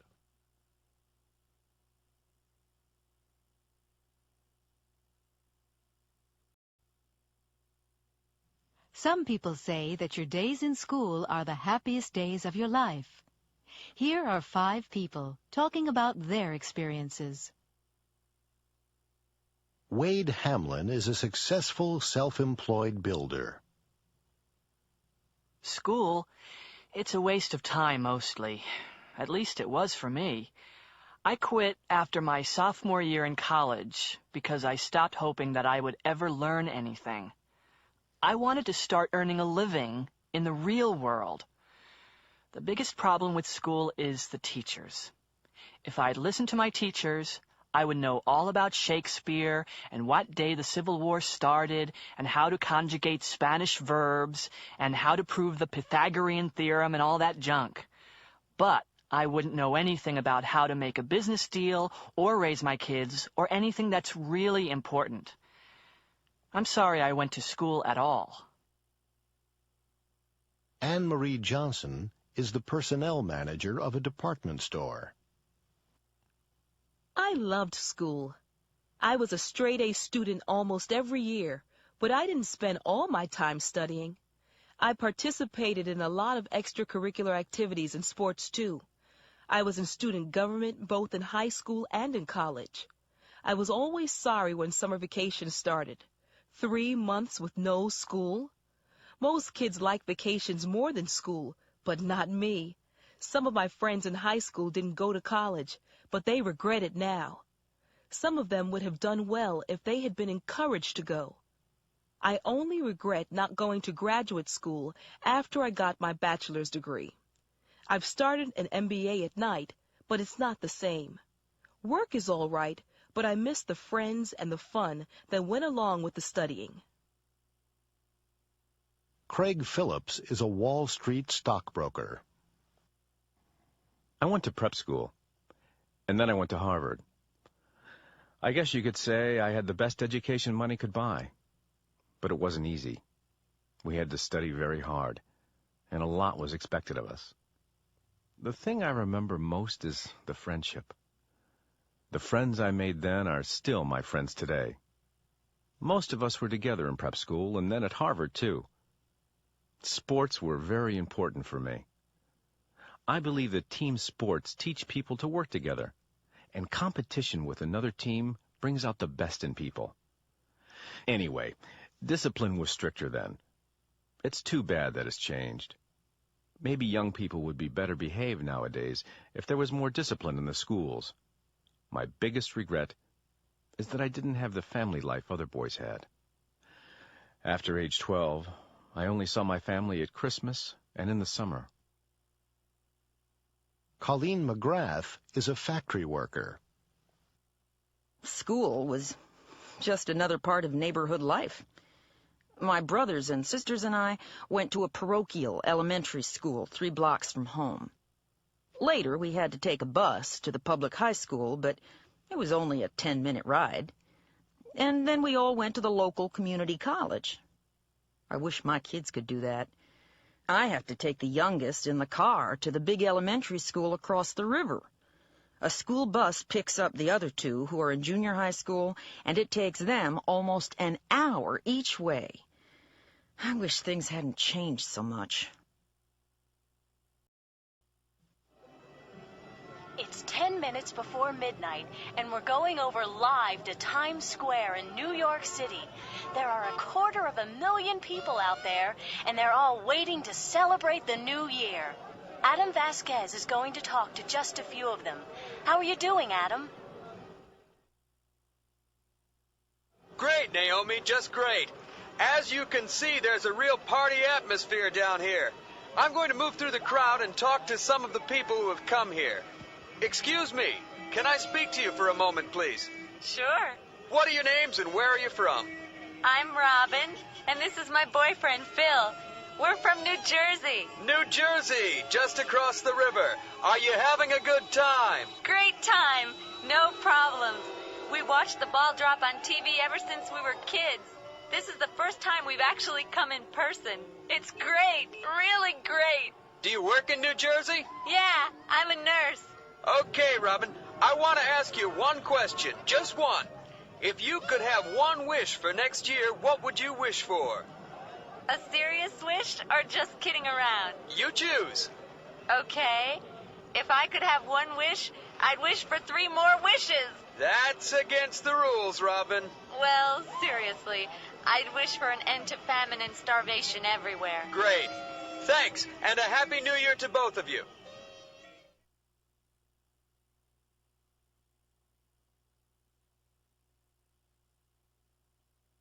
One. Hi there. Hi! Aren't you that guy from TV? That's right. Yeah! You're Alan Vasquez. That's Adam Vasquez. Are you having a good time tonight? Yeah! What's your name? This is Tony King talking to you from Times Square. Hi, Mom! Hi, Dad! Where are you from, Tony? Boston. I'm a student here in New York. A student, huh? Well, you have one wish, Tony. What are you going to wish for? Good grades. That's my wish for next year. Good grades. Thanks, Tony. 2. Pardon me, ma'am. Can I ask you a few questions? Sure. Go right ahead. You're on network TV. Tell me about yourself. Well, my name's Susan Lee, and I live here in New York. I'm a teacher. I teach 2nd grade. Great.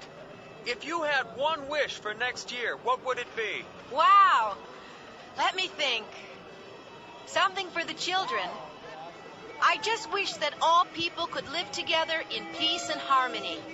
You know, no more racial prejudice and wars. That's great. Really great, Susan. 3. Excuse me. Me? Yes, you, sir. Can I ask you some questions? Okay. What's your name? My name is Peter Kowalski. Do you live here in New York? Yes, I do. I've been here for 3 years. I like it very much. Where do you come from? I am from Poland.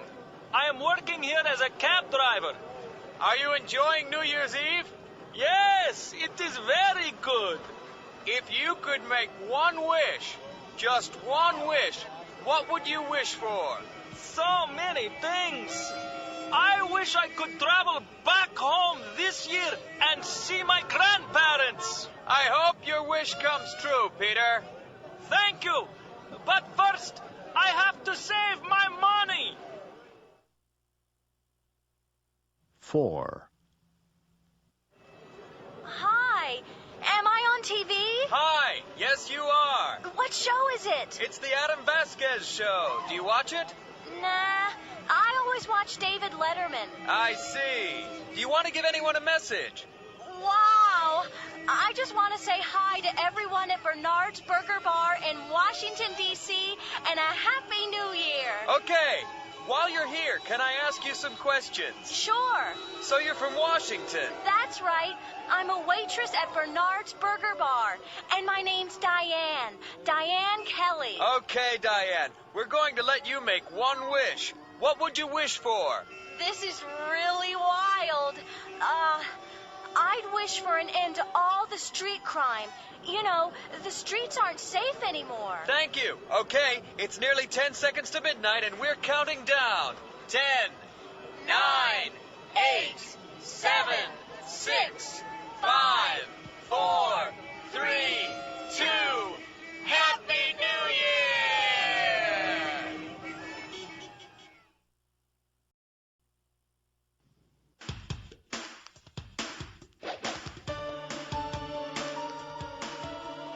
Now, 006, I want you to look at these pictures carefully.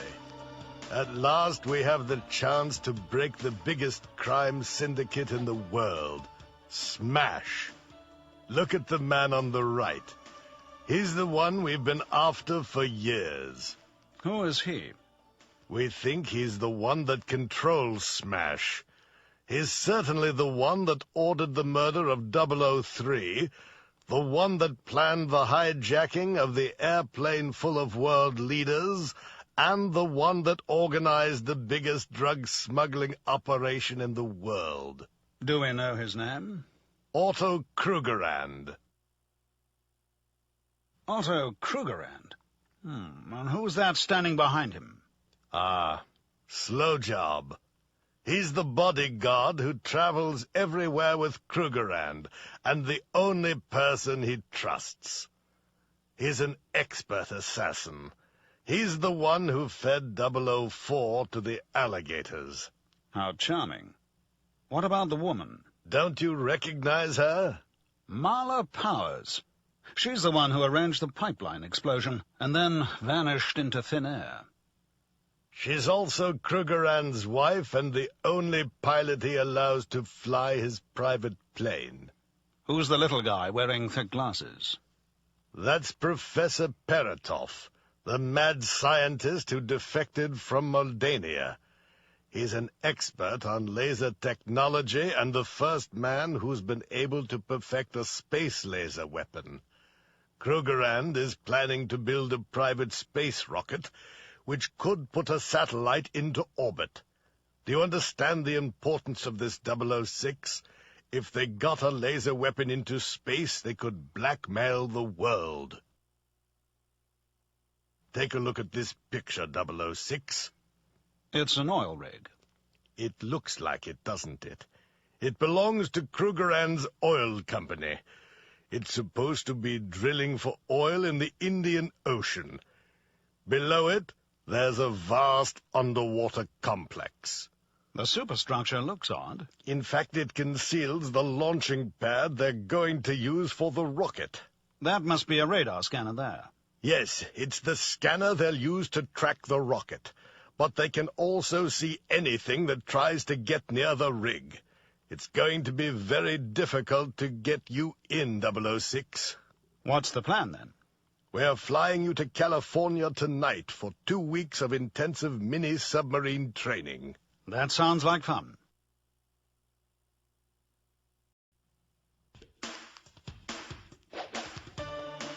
When 006 reached the rig, he climbed up one of the towers. He needed to change out of his wetsuit.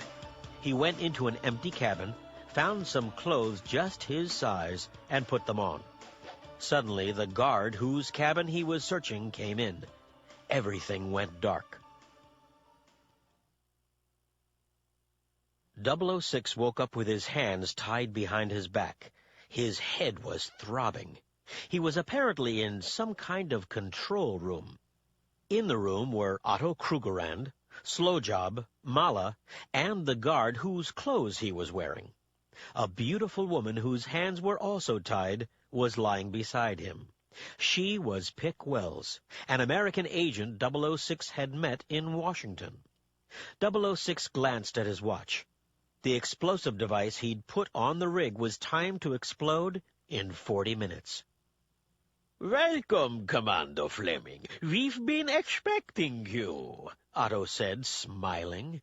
"Unfortunately, we won't have time to show you around. Slow Job will take you to feed the sharks. They must be very hungry by now." Slow Job escorted them to Krugerrand's private apartment. One wall was made of thick glass. Behind it, 006 could see the dark shapes of the sharks swimming around. Slow Job pushed the two agents up a spiral staircase to a platform above the shark tank. He was careful to keep his gun trained on them all the time. "You wouldn't refuse us a last cigarette, would you, Slow Job?" 006 asked. "I don't smoke," Slow Job grinned. "And you shouldn't either. It's bad for your health." "Now, come on, Slow Job. There are some cigarettes and a lighter in my jacket pocket." "Okay, but don't try anything." Slow Job reached into 006's pocket and took out the cigarettes and lighter. He took one cigarette out of the pack, pushed it into 006's mouth, and put the pack back into 006's pocket. Slow Job pressed the lighter with his thumb. The sudden force of the flame took him by surprise. At that moment, 006 kicked him, and his gun fell to the floor. Slow Job tumbled backward and disappeared forever into the tank of sharks. The lighter had dropped to the floor and was still burning. 006 was able to burn through the ropes that held his hands. He quickly untied Pick, who picked up Slowjob's gun. "We don't have much time," he said. "Can you fly a helicopter?" "With my eyes closed," she replied. "Good. Let's go." 006 and Pick tiptoed into the control room where Otto and Mala still were. Paratov had joined them. 006 fired the lighter at the control panel, which exploded and burst into flames. Otto tackled 006, and the lighter flew out of his hand. Mala and Paratov desperately tried to put out the flames. Pick pointed the gun at Mala, Otto, and Paratov, and ordered them to lie on the floor. Then she and 006 ran out of the room, locking it behind them. They ran up to the helicopter pad and quickly climbed into the helicopter. The helicopter soared into the sky. A few seconds later, there was a massive explosion as the rig blew up.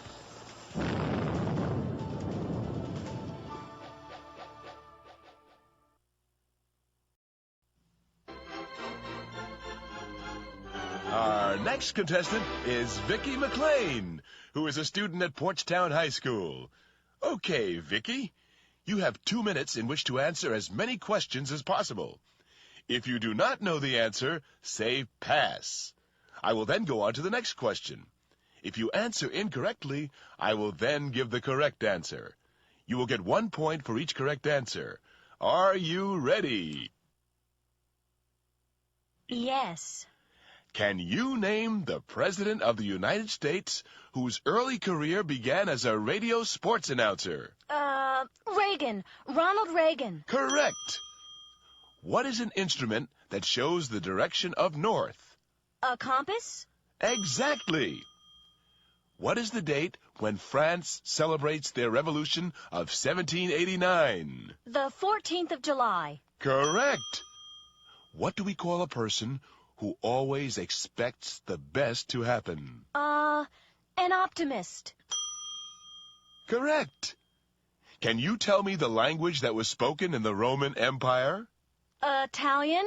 No, wrong. The correct answer is Latin. What kind of person do people visit when they want advice about their marriage? Pass. Who was the Egyptian queen whose beauty was famous throughout the world? Cleopatra. That's correct.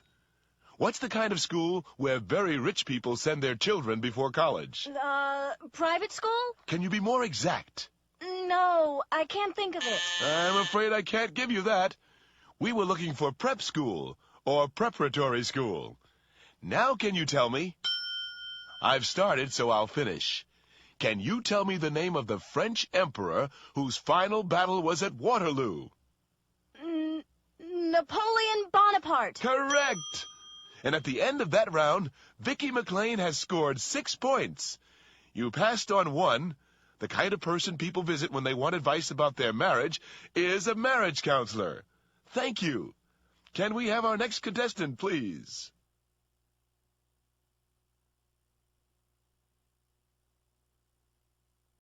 The Middleburg Herald.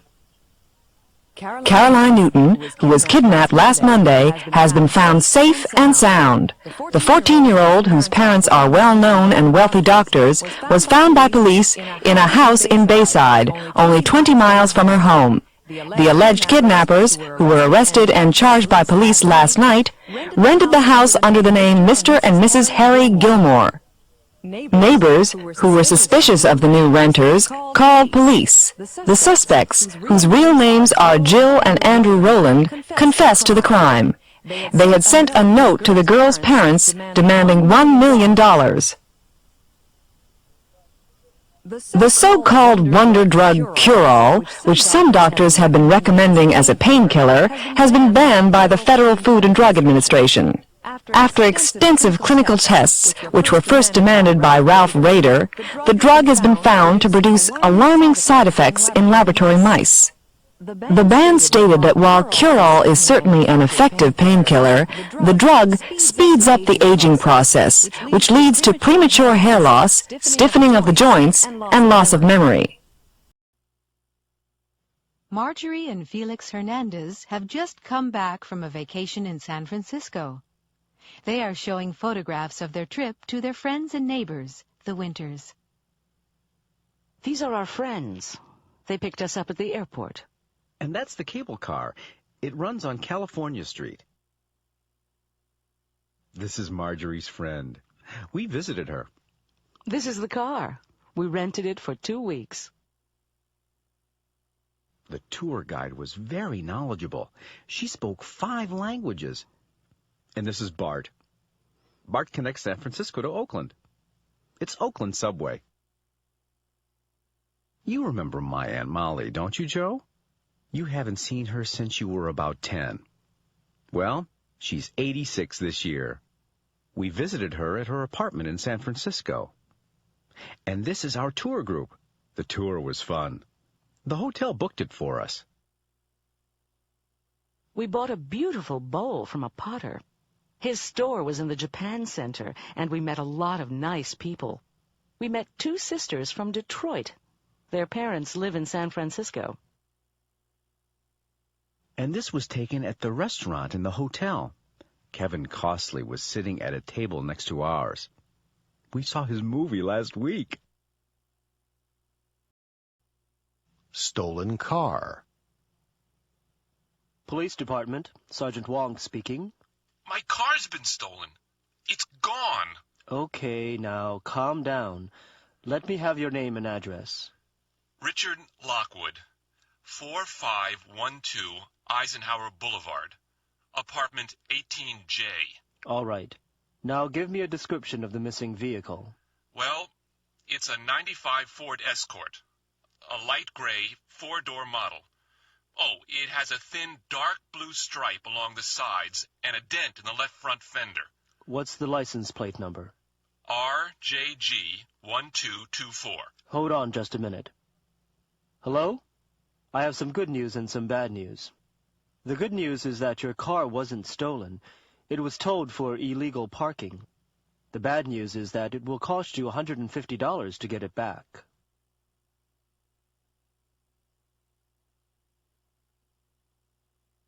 The real estate agent. Hello, Donna Wu speaking. Hi, Donna. This is Joyce Fine at Ivy Realty. I think I found a house you'll be interested in. Oh, terrific. What's it like? Tell me about it. Well, it's in Arrowhead, the section you wanted. It's a split-level, 3-bedroom, red brick house with white trim. It's only 6 years old and has a large country-style kitchen. How big a yard does it have? It's a 1-acre lot with some nice-sized trees and a very pretty flower garden in back. When do you want to see it? Could we meet there tomorrow afternoon? It sounds perfect. Sure thing. Let's make it at 2 o'clock. Here's the address.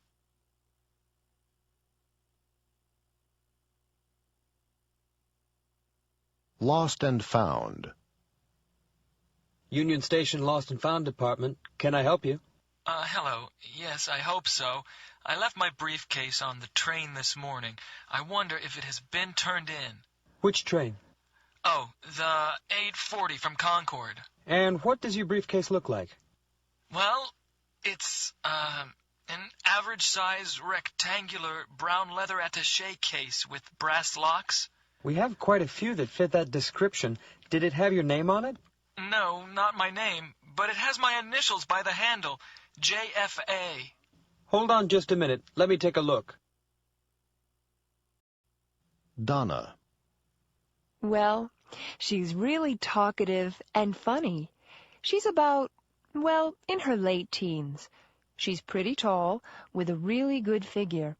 She has a kind of oval-shaped face and a turned-up nose. Very pretty in a way. She has long, wavy black hair and blue eyes with very long eyelashes. Her complexion is, well, she's olive-skinned. Her lips are very full, and she has dimples, the cutest little dimples in her cheeks. Oh, and she always wears jeans. Tony. He's a really big guy, you know, well-built with very broad shoulders. Not fat at all, but solid. He's in his early 30s. He's dark-skinned, and he has a long face with thin lips.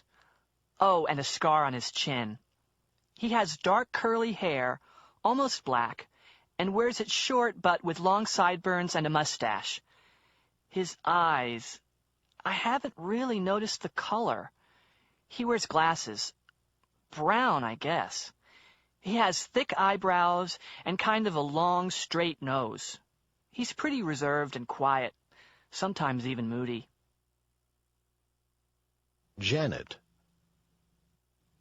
She's very sophisticated, well-dressed, one of those expensive haircuts, you know. I'd say she was in her late 30s or early 40s, but she looks younger. She's about average height and very slim. Her hair's very blonde. Dyed, I think, but I'm not sure. It's always very neat, not long. She has light gray eyes with thin eyebrows. Her face is always suntanned and very well made up. It's an attractive face. Not really beautiful, but attractive, handsome, if you know what I mean. High cheekbones, small chin. Oh, and there's a beauty mark on her left cheek. She's a very confident and reliable sort of person, very sociable, and always very, very polite. Bob. Bob's a terrific person. He's elderly, but not really old, cheerful and friendly and funny. He's probably in his early 70s. He has white hair, receding a little, and a small white beard. He's of medium build, a little bit overweight maybe. He has nice big brown eyes, and he always seems to be smiling. Lots of wrinkles around the eyes, but they're smile lines, not frown lines. He has a very high lined forehead that makes him look very intelligent, which he is, of course. A few minutes before the presidential debate. Come on, Gary. Hurry up. The debate is about to start. How come you're so late? The battery was dead. I had to call Al from the garage to give me a jump start. Then I went back to the garage to get some gas and to get the battery recharged. Oh, no. Do we need a new battery? Probably. Not another expense. If it's not one thing, it's another. Oh, the debate's starting. We'll talk later. We interrupt our regular television schedule in order to bring you the following presidential debate. Good evening. I'm Carol Moore. As you know, 3 people are running for President of the United States. I will introduce them in a moment.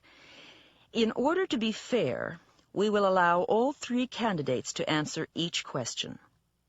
Each candidate will be allowed a 1-minute response to make sure everyone gets to express his or her opinion. And now it gives me great pleasure to introduce our 3 candidates. Mrs. Victoria Cranston, Mr. Ron Perot, and Mr. Bob Noel.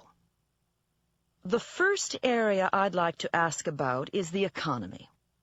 What are you going to do to make sure the economy improves? Mr. Perot, we'll start with you. You know, I'm a successful businessman, and I know how to make a lot of money. To get this economy back on its feet, we need to repeal the income tax increases of the last few years. In order to make up for the loss of revenue, I'll put a tax on gasoline. The gas tax would be just 10 cents per gallon per year for the next 4 years. And I do a bunch of things to help small business owners. We need to help small businesses in order to increase the number of good jobs. For the purpose of getting the economy moving again, I'll give tax credits to manufacturers. We have to sell things, folks, if we're going to make money. Oh, am I out of time already? Do It Yourself magazine sponsors a contest every summer to find the winner of the annual Do It Yourself Award. This year, a married couple, Rudy and Irene Cipriani, won. A writer from Do It Yourself is interviewing them at their house. Well, I'm very impressed by all the work you've done on your house. How long have you been working on it? We became interested in do-it-yourself several years ago. Our son Paul was in an accident and lost the use of his legs. He's in a wheelchair. We had to make changes so that he could move around the house. There was no way we could afford to pay to have it done. We had to learn to do it ourselves. How did you go about learning? I decided to go to a vocational school at night so that I could learn cabinet making and electrical wiring. Later, Irene went so that she could study plumbing and general carpentry, too. Tell me about the kind of changes you made to the house. You know, you never realize the problems disabled people have until it affects your own family. Nowadays, most public buildings have ramps so that people in wheelchairs can get in, and buses have lifts so that people with disabilities can get on and off. But just imagine the problems Paul would have in your house. We needed wide halls so that he could move from one room to another, and we needed a big bathroom so that he could be as independent as possible. We had to change a lot. Where did you start? The electrical system. Rudy completely rewired the house so that Paul could turn on and off the lights and plug in appliances. We had to redo the whole house so that Paul could reach things and do what he wanted. What are you working on now? We've just finished redoing the kitchen so that Paul can do a little cooking. Now we're converting the garage into a workshop so that he can make some money fixing appliances. How do you plan to spend the $50,000 prize? We're hoping to start our own construction business so that we can do conversions for people with disabilities. Tonight on TV Close-Up, our correspondent Diana Romero will talk to some rat race dropouts, some very happy people who've given up regular jobs and high salaries to start a new way of life. I'm here in northern Vermont, where the nearest town is more than 25 miles away. Dan and Michelle Gallagher were born and lived most of their lives in Boston. Dan was vice president of marketing for a publishing company, and Michelle was an advertising executive. They gave up their jobs and moved to this remote area of Vermont 4 years ago. Michelle, what made you give up everything for this? Everything? A big house and expensive cars aren't everything. We used to work long hours.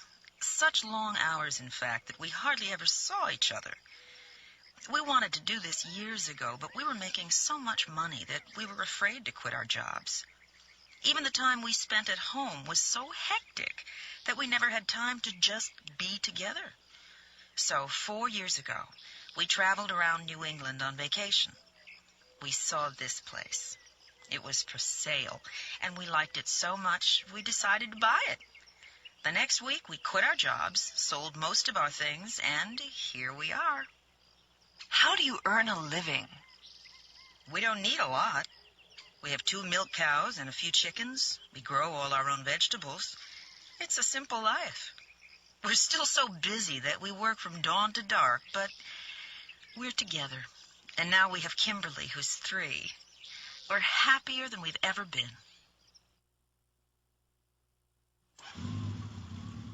The motorcycle I'm sitting on is a very special one.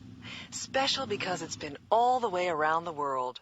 It belongs to Luke Musto, who has just come back here to Detroit after a 3-year motorcycle trip.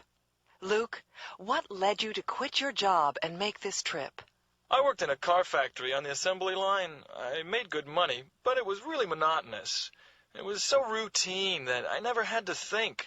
My job is done by a robot now. Big surprise. Anyway, I bought this bike secondhand, put 2 packs on the back, and got myself on a freighter to Europe. What did you do for money? I had a little money saved up, but of course it didn't last long. I had to find work where I could. I did a lot of different things. Picked fruit, washed dishes, worked as a mechanic. How did people react to you? Everywhere I went, people were so friendly that I always felt right at home. There was such a tremendous amount of interest in the bike that it was easy to start a conversation. Usually you can communicate without knowing the language. Did you ever feel like giving up and coming home? Only once, in Bangladesh. I got so sick from something I ate that I had to go to a hospital. But it didn't last long. You've had such an exciting time that you'll find it hard to settle down in Detroit, won't you? I'm not going to. Next week I'm leaving again, but this time I'm heading south, to Tierra del Fuego. See you when I get back.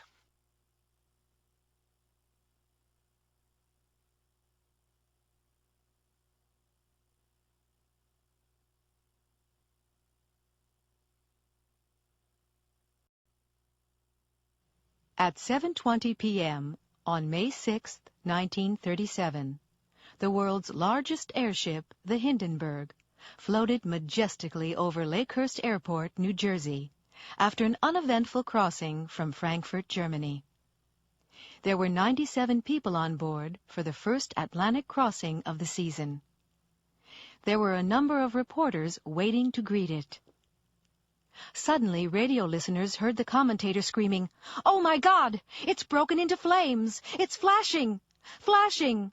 It's flashing terribly!" 32 seconds later, the airship had disintegrated, and 35 people were dead. The age of the airship was over. The Hindenburg was the last in a series of airships which had been developed over 40 years in both Europe and the United States. They were designed to carry passengers and cargo over long distances. The Hindenburg could carry 50 passengers in 25 luxury cabins with all the amenities of a first-class hotel. All the cabins had hot and cold water and electric heating. There was a dining room, a bar, and a lounge with a dance floor and a baby grand piano.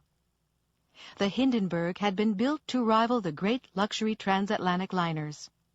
It was able to cross the Atlantic in less than half the time of a liner. By 1937, it had carried 1,000 passengers safely and had even transported circus animals and cars. Its sister ship, the Graf Zeppelin, had flown over 1 million miles, 1.6 million kilometers, and had carried 13,100 passengers without incident. Nobody knows the exact cause of the Hindenburg disaster. The Hindenburg was filled with hydrogen, which is a highly flammable gas, and every safety precaution had been taken to prevent accidents. Sabotage has been suggested, but experts at the time believed that it was caused by leaking gas, which was ignited by static electricity. It had been waiting to land for 3 hours because of heavy thunderstorms. The explosion happened just as the first mooring rope, which was wet, touched the ground. The most surprising thing is that 62 people managed to escape. The fatalities were highest among the crew members, many of whom were working deep inside the airship.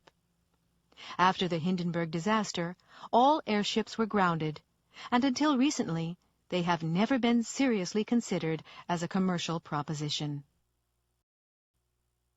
Traveling on the Washington Metro presents few difficulties for visitors because of the clear, color-coded map. At the bottom of the map, you will find fare and travel time information. You buy your fare card at one of the yellow vending machines.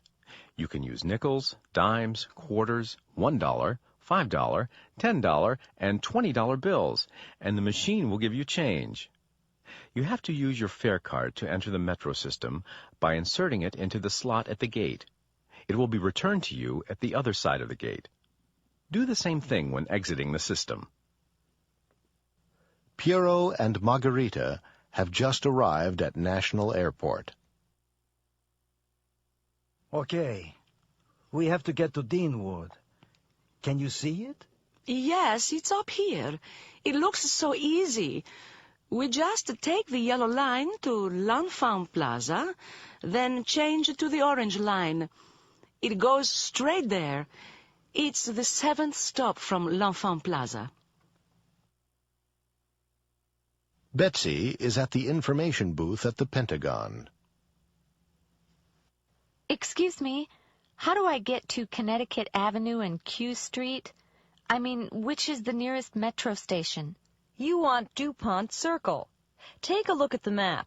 You take the yellow line to Gallery Place. Then you'll have to change for the red line. It's the third stop. I see. Or you could take the blue line to Metro Center and change to the red line there. Which way is faster? It's about the same. Well, thank you. And now, the 6 o'clock report with Jack Dennehy. Good evening. Thousands of Portstown residents marched on City Hall today to protest plans to build a state prison near the city. Although a light rain was falling, an estimated 5,000 people marched over a mile from Portstown High School to City Hall, where Governor Brown and Mayor Henry Flores were meeting to discuss the project. A new prison is needed because the other state prisons are overcrowded. Several sites for the new prison were considered, but Portstown was chosen because, in the governor's words, all areas in the state must share the problems of our prison system. Although the protesters asked to meet with the governor, he refused and returned to the capital. After the governor's departure, however, the mayor met with the organizers of the march and explained his position. 4 entire city blocks were evacuated this afternoon in Oceanside because of a gas explosion. The explosion occurred at 1:20 p.m. in a deserted building on 2nd Street. Fire department officials believe that the explosion was due to leaking gas.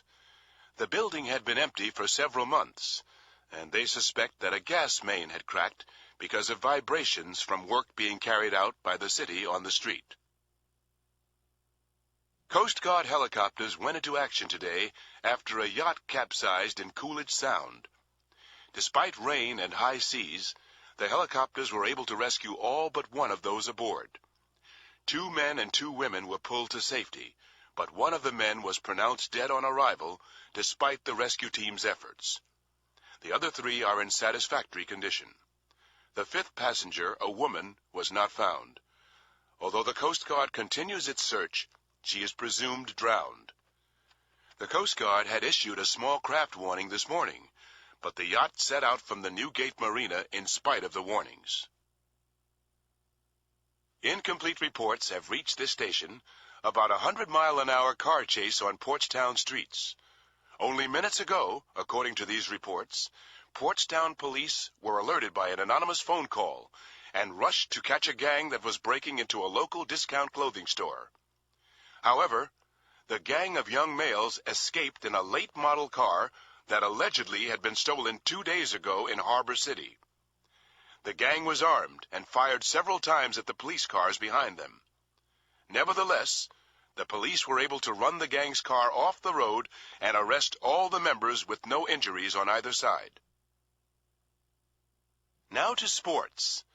Portstown High School Stadium was filled last night when the Portstown Pirates played their traditional rivals, the Harbor City Raiders. Pirate quarterback Tony Rizzuto scored 2 touchdowns in the first half. Although the Raiders didn't score at all in the first half, they went on to win with 2 touchdowns and a field goal in the second half. In spite of the Pirates' good showing in the first half, they couldn't seem to do anything right in the second. The final score? Raiders 17, Pirates 14.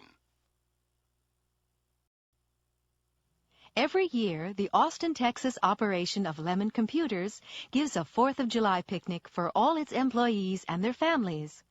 The picnic is held at a lake near town, and everyone enjoys swimming, water skiing, boating, playing games, and especially eating the big barbecue lunch. Leslie Carbone works in the accounting department. She's talking to Diane Romberg, the personnel director. Hi, Diane. Was that your son David you were just talking to? Oh, hi, Leslie. Yeah, that was David. I don't know what to do with him. He never wants to play with the other kids. He certainly has grown since last year. Yeah, he's much taller than most kids his age. Oh, well. How do you like the picnic? Are you having a good time? Oh, yes. Great. I wanted to ask you about that job in the New York office. It's definitely opening up. Are you still interested in it? I might be. I really don't know what to do. I'm really happy here in Austin, but it would be nice to be in New York. My family lives in New Jersey. Maybe I'll apply for it. Why not? Drop by my office next week, and I'll tell you what I can about it. Of course, you have to decide what you want. Jackie Polito is in charge of the marketing department.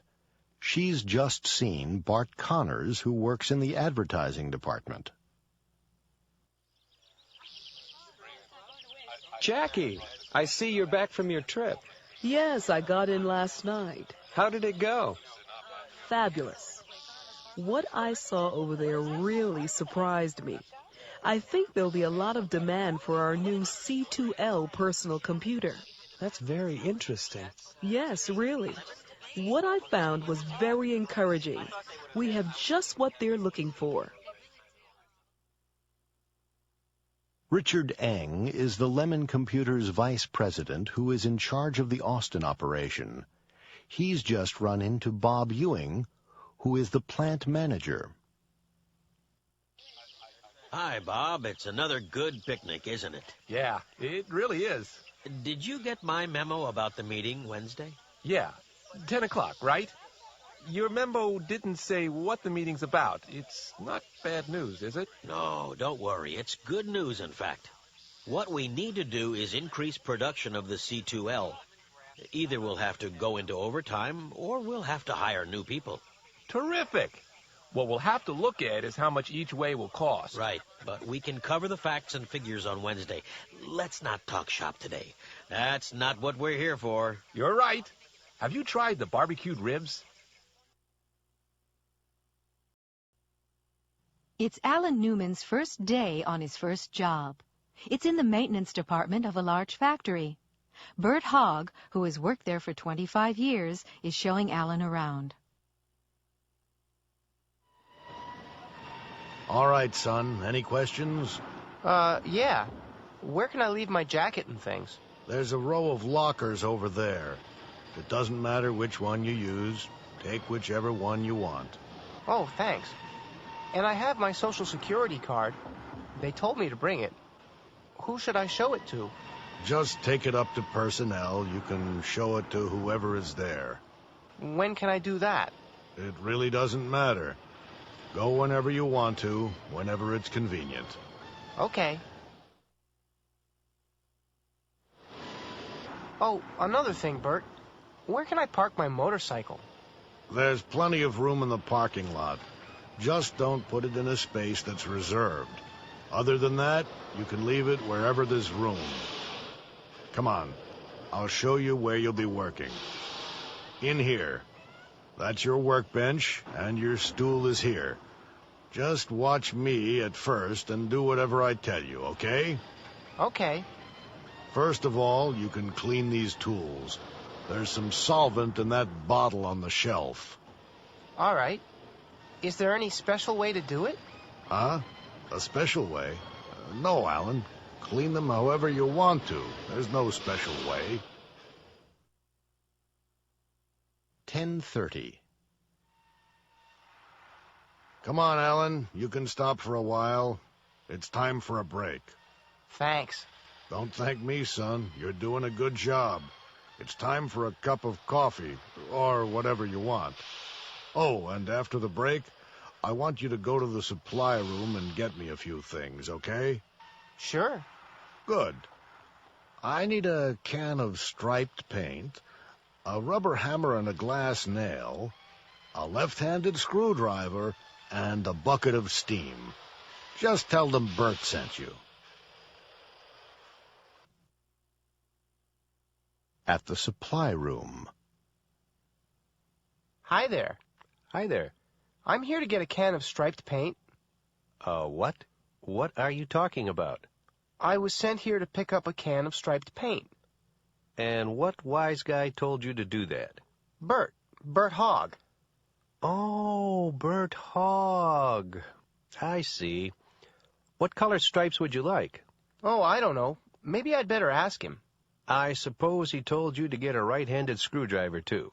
No, he wants a left-handed one. Think about what you're saying. Just stop and think. But Bert said... Oh. Oh, yeah. Excuse me. A few minutes later. What took you so long, Alan? Well, the supply room didn't have what you wanted, so I filled out a requisition form and took it to the president's office. You've been here so long that I'm sure he'll approve whatever you need. And now, it's time for the Stargaze Minute with your host, Cindy Barrett. Hi, everyone. I'm Cindy Barrett, and have I got news for you. This exclusive just in. The 37-year-old Duchess of Lichtenberg is planning a secret wedding in Monte Carlo in June. But you'll never guess who she's marrying. Her limo driver. I guess the multimillionaire got tired of the single life, or it got tired of her. Hugely successful thriller writer Michael Brighton is getting a divorce from his wife of 21 years. She must not fit in with his new Beverly Hills mansion, his sports cars, or his late-night lifestyle. Beautiful and talented Julia Robbins will star as an American tourist on vacation in Europe. The 18-year-old actress will be getting a cool $10 million for her role. This will certainly help pay her legal fees from her messy court case against her former employer, World Studios. Is handsome, Oscar-winning Keith Southern, who just broke off his engagement to supermodel Kate Roth, dating someone new? Friends of the 30-year-old Keith say no, but we've all seen the pictures of his romantic candlelit dinner with yet another super beautiful supermodel, Corinne Collins. I'm sure we'll hear more about this couple. Talented, wealthy singer Niles Lovett, who just got a divorce from his wife of 15 years, is going to be an actor. Sources say that the country and western superstar will play the lead role in the movie Country Living. And finally, sexy 35-year-old senator from Nebraska, Jenny Do-Right, has been dancing the night away at all the hottest Washington and New York night spots, while her husband stays home with the twins. The mother of two, famous as the first woman to walk in space in a stylish jumpsuit, is the youngest female senator in history. That's all for now. More Star News tomorrow. Back to you, Peter. A message to the stars. Our planet Earth is one of 9 planets revolving around the Sun, a fairly small and ordinary star which lies in the outer areas of the Milky Way galaxy. There are about 250 billion stars in our galaxy and billions of galaxies in the universe. People have always wondered about the possibility of intelligent life forms on other planets. In recent years, this has become serious scientific speculation. Some scientists believe that there must be large numbers of stars with planets that could support living intelligent beings. Perhaps we will never know. The nearest star is 4.3 light-years away. A light-year is the distance covered by light, traveling at about 186,000 miles, 300,000 kilometers a second, in 1 year. It would take the fastest Earth spacecraft about 40,000 years to reach the nearest star. For a number of years, radio telescopes have been trying to pick up signals from outer space, so far without success. There are, however, millions of possible radio frequencies, and there is no reason why a completely alien civilization should not use a different type of communication, such as X-rays, or even a type of wave we have not yet discovered. Suppose contact were made with beings 300 light-years away. By the time we had sent our reply and received their response, the Earth would be 600 years older. It would be an interesting, but rather slow-moving conversation. Pioneer 10. The first man-made object to leave our solar system was the Pioneer 10 spacecraft. It was launched from Cape Kennedy on March 2nd, 1972. It was designed to pass close to the planet Jupiter. In 1983, it left the outer limits of the planetary system. A gold plaque 6 inches by 9 inches, 15.2 centimeters by 22.9 centimeters, was placed on the spacecraft. On the plaque is a diagram showing the solar system and its location in the galaxy. There is also a drawing of a man and a woman standing in front of a picture of the spacecraft. The man's right hand is raised in a gesture of friendship. It is unlikely, however, that the plaque will ever be seen again.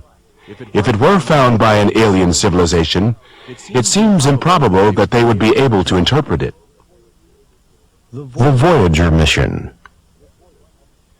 Every 175 years, the large outer planets, Jupiter, Saturn, Uranus, and Neptune, are in such a position that a spacecraft from Earth can fly past all of them. The 2 Voyager spacecrafts were launched in 1977 to photograph and investigate these planets. Voyager 1 reached Jupiter in February 1979 and Saturn in November 1980. It sent back dramatic pictures of the rings of Saturn and discovered previously unknown moons. It then left the solar system. Voyager 2 reached Jupiter in July 1979, Saturn in August 1981, Uranus in January 1986, and Neptune in August 1989, before leaving the solar system to travel silently through space. Its next stop, no one knows.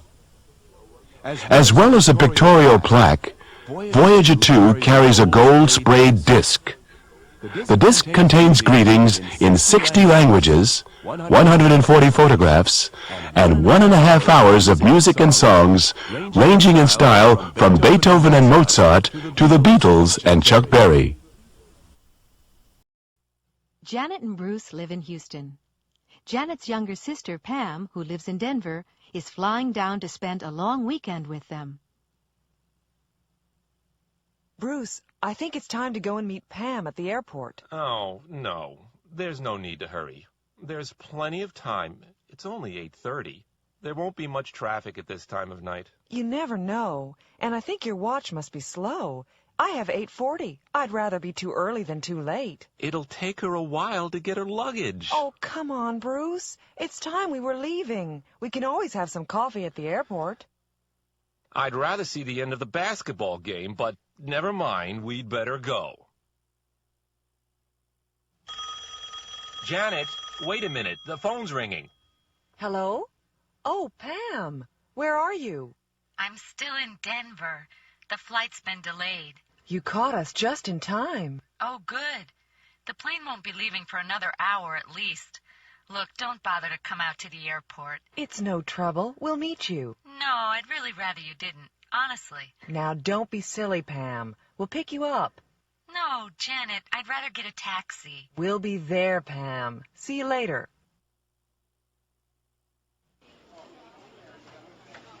Oh, Bruce, there she is. It's about time. Janet! Bruce! It's wonderful to see you. But I'm really embarrassed. It's almost 12:30.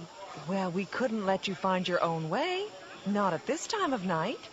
Do we have to wait for the luggage, or is that all you have? No, this is it.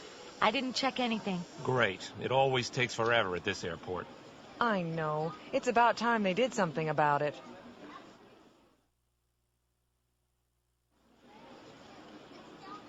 I'll go and get the car.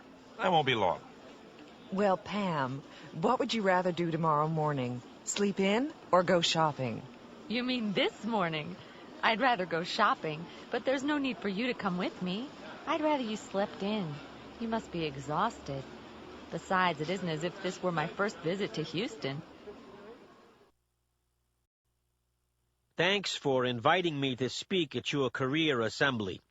You've asked me to talk about what it's like being a police officer. Well, I'm going to be honest with you. It's no picnic being a police officer in New York, and you have to be sure it's what you really want to do. When people need your help, they're only too happy to see you. But show up when they don't want you, and what you can get called isn't fit to print. You arrive for work and have no idea what the day will bring. A traffic accident or a murder, an armed robbery or a false alarm, a request for directions or a drug overdose. I get asked about treatment for sick canaries, Social Security payments, politics, and prison visits. I have to deal with family conflicts. I get anonymous threatening letters and phone calls, and a lot of times I recognize who they're from. I rarely complete a holiday shift, especially Christmas, without having to report a suicide, usually caused by loneliness.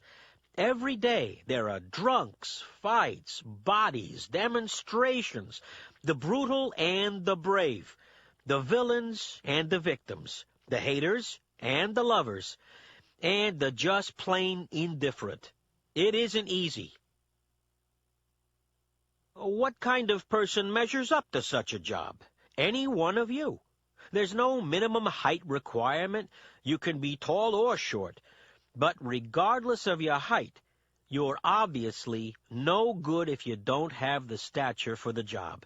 This means having concern for people, a real sense of fair play, and common sense. And if you don't have a sense of humor, forget it. These qualities are more important than qualifications, although you need some of those too. You have to be a high school graduate and at least 20 years old to get into the police academy. And those exams are tough. First, you have to pass a written exam. If you make it through that, you have to take a physical exam, and you'd better be in good shape. If you pass that, you go to the police academy for 6 months. Now, the pay starts at about $26,000 a year, and believe me, you'll earn every penny of it. You'll have to put up with lonely hours on the night shift, and you'll probably work every Christmas, but the rewards you can get for doing a good job will more than compensate for the low pay. If I haven't dimmed your enthusiasm and you're still interested, you can do 2 things. First, read a few books written by ex-cops. They'll tell you plenty. And also, get in touch with the Department of Personnel, 55 Thomas Street, New York, New York. Or call them at 212-566-8790. They'll tell you when the next exam is being given. Thanks a lot, and good luck. California.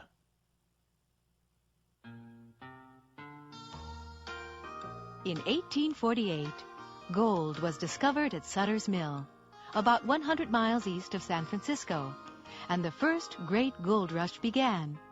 Within a year, 100,000 people, only 8,000 of whom were women, had reached the coast of California. More than half of them had traveled overland across the American continent. Gold fever began to spread. Homes, farms, and stores were abandoned as everybody raced for California. Many came by sea, and in July 1850, more than 500 ships were anchored in San Francisco Bay, many of which had been deserted by gold-hungry sailors. A few people became fabulously rich, but it was a risky business. Law and order broke down. Even if a miner struck it rich, there were always those who would try to take it away. Gamblers, outlaws, thieves, and saloon keepers. Australia. The next major gold rush occurred in 1851, when gold was struck in New South Wales, Australia. This led to another stampede, and many rich finds were made. Other discoveries were made in Victoria and Kalgoorlie, Western Australia. In some places, massive nuggets of gold were found accidentally, just lying on the ground. The Welcome Stranger nugget, which was found in 1869, weighed almost 173 pounds, 78.47 kilos. The Yukon. Perhaps the most difficult conditions were experienced by those prospectors who braved the Canadian winters to win gold from the Yukon and Klondike rivers. On August 16, 1896, 3 prospectors struck gold in Bonanza Creek, a tributary of the Klondike River, and then in a second creek which was named El Dorado. In the Yukon, gold was obtained by washing gravel from riverbeds, and soon as much as $800 worth of gold was being taken from a single pay of dirt. Within a year, Dawson had grown from nothing to a town of 30,000 people. Everybody who entered the country had to carry a year's supply of food and mining equipment over steep and frozen mountain passes. Horses and donkeys died in the ice and snow, but the people kept on going. It is estimated that of the 100,000 people who set out for the Klondike, fewer than 40,000 actually arrived. Only 4,000 ever found gold, and very few of these became rich. South Africa. By the turn of the century, gold had been found in South Africa, and this laid the foundation for the world's largest gold mining industry. Today, South Africa accounts for 70% of world gold production. Vast sums of money are being invested, and modern mining technology is being used to squeeze gold from the rock. 20th century gold rush. New finds are being made in the former Soviet Union, Saudi Arabia, and the United States. The largest single mine in the world was discovered in Uzbekistan, then a Soviet republic, in 1958. However, in spite of recent finds, modern-day gold rushes are usually confined to speculation on the gold markets of Zurich, London, and New York. At times of economic uncertainty, investors rush hysterically to buy gold, and the price soars, often only to fall back again. Gold fever is in many ways irrational, but historically, gold has always held its value, and it is likely that in an uncertain world, it will continue to do so.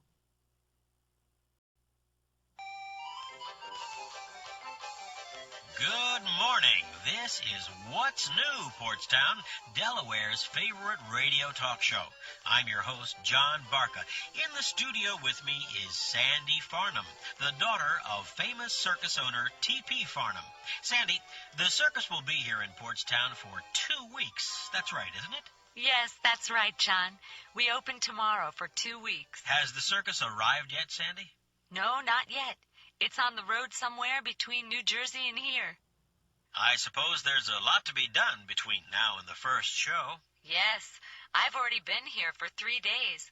There were all the advance arrangements to be made. It's like preparing for a small invasion, I guess you could say. What do you mean? Well, there are so many things to be done, you know. There are posters to be put up, newspaper ads to be arranged, local workers to be hired. It goes on and on. When will the circus actually arrive?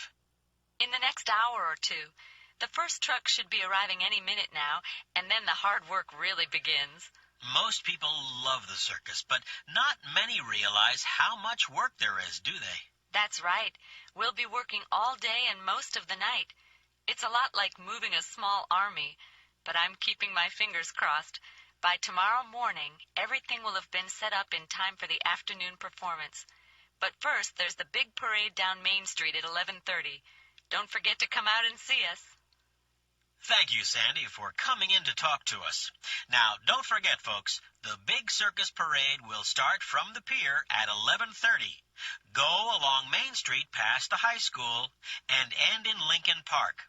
Farnham Circus will be in town for 2 weeks, until August 28th. Now, for our next guest, we have a most...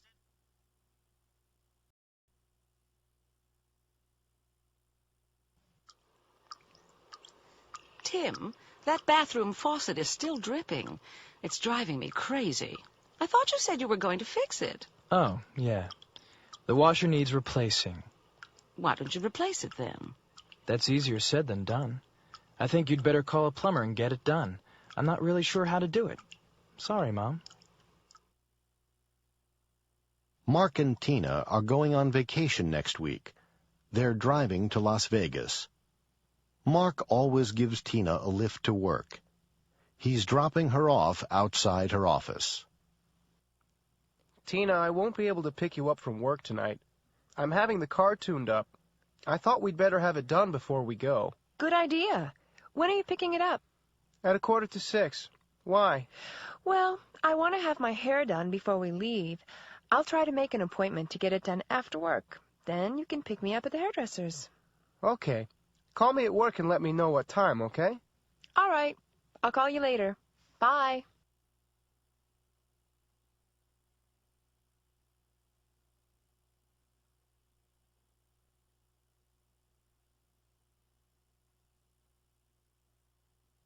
I'm afraid it hasn't been kept up very well. The man who lived here was in his 80s when he died a few months ago. His daughter doesn't want the place, so she's selling it. It looks as though it needs a lot of work done on it. True, but the price is very reasonable. It could be a great do-it-yourself project. I'm not that good with my hands. We'd have to get most of the work done for us. Oh, I don't know. Let's look at the inside. Oh, sure. Let's go in through the kitchen door. Phew, look at that sink. It must have been there since the house was built. The kitchen's big, though. It has plenty of light.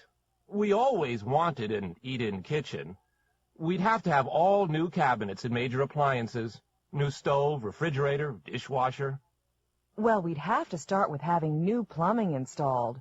And we'd have to do something about this floor. I guess we could put down new tiles ourselves. Yeah, you're right. Is that the only electrical outlet there? I'm afraid it is.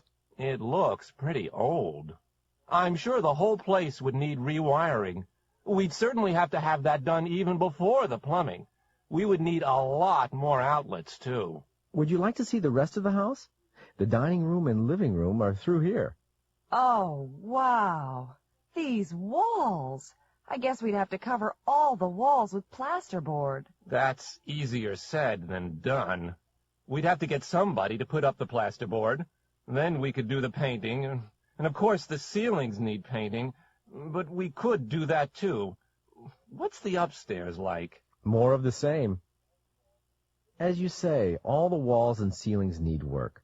But look at these floors. They're beautiful, aren't they? Now, as you know, there's no bathroom. Yes, I noticed the bathtub in the kitchen. What about the toilet? In the little outhouse in back.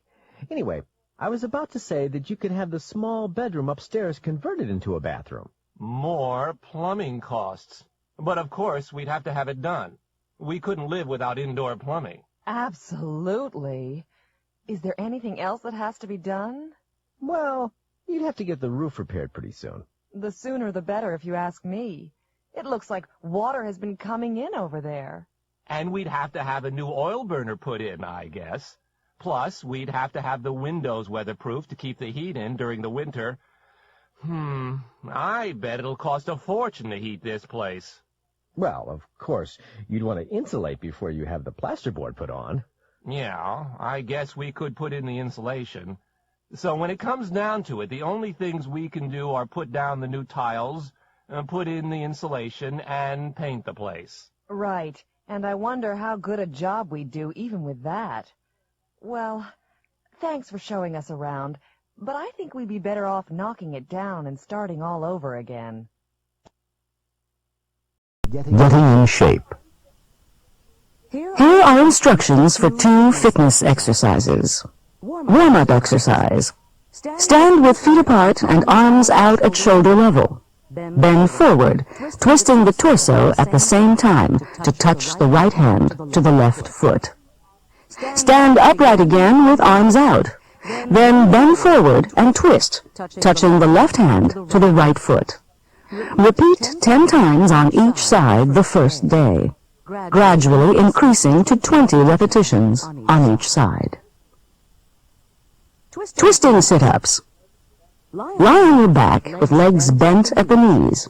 You can put your feet under a chair or have someone hold your feet down. Place hands behind head. Raise your head and shoulders about 30 degrees, but keep your lower back on the floor or mat. Twist your torso at the same time to bring your right elbow over your left thigh. Then repeat, this time bringing your left elbow over your right thigh. Repeat 5 times on each side. Don't forget to fasten your seat belts. Please do not leave your seat while the seatbelt light is on. Please look at the monitors for information about safety procedures. For further information, please consult the card in the seat pocket in front of you. May we remind passengers that smoking is prohibited on this flight. Smoking in the lavatories or tampering with the smoke detectors is a federal offense. Would you like to see the cockpit? I'll bring you a blanket in a minute. I'm afraid that we've run out of chicken dinners. Here's the headset. Let me help you. We're going through some turbulence. Please keep your seatbelts fastened. We're going to make an emergency landing. Follow instructions. Don't panic. Leave your things and proceed directly to the emergency exits. Come on, you can make it. Just slide down the chute. I'll have to push you. 9 o'clock.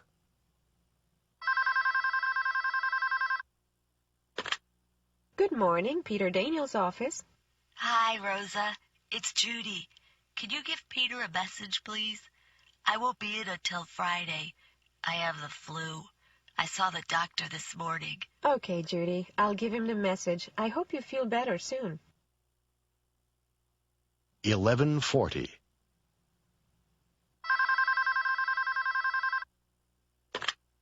Good morning, Peter Daniels' office.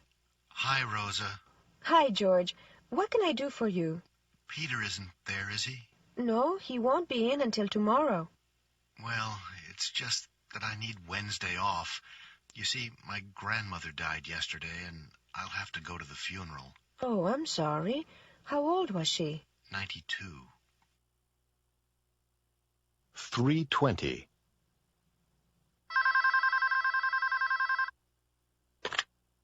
Peter Daniels' office. May I help you? May I speak to Mr. Daniels, please? I'm sorry. He's out of the office today. He'll be back tomorrow. May I take a message? This is Joe Watkins calling. Please tell Peter that I can't make the meeting tomorrow afternoon. Something important's come up. I'll call him Wednesday morning.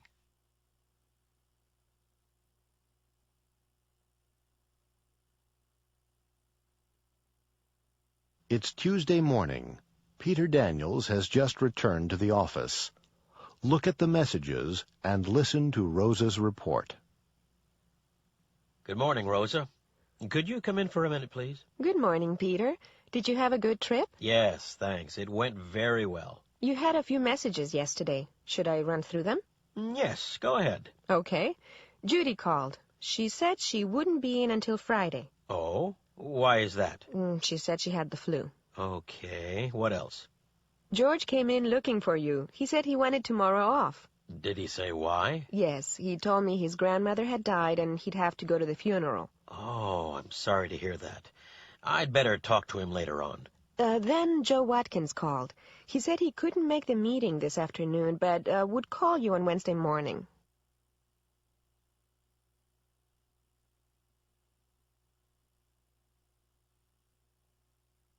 $9:15.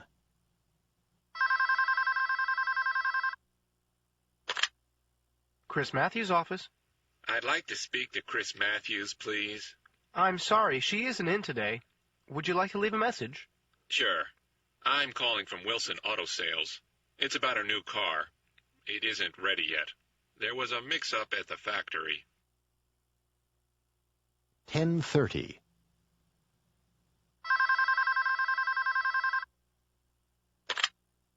Good morning. Chris Matthews' office.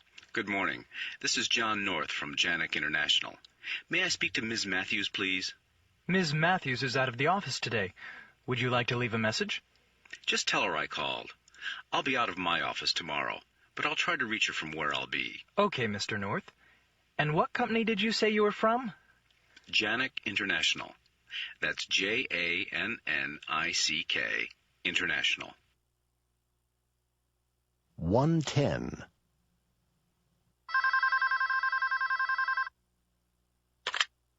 Good afternoon, Chris Matthews' office. Good afternoon. This is Ann Morey from Western Video Systems. Chris is at the trade show in Chicago, isn't she? Yes, that's right. She should be here tomorrow. Well, can you give her this message first thing in the morning? I'm afraid we have to cancel our last order. The customers have changed their minds again. Okay. And could you spell your name for me, please? Sure. That's Ann, A-N-N-E, Morey, M-O-R-I. Thanks. I'll give Chris the message. 3:35.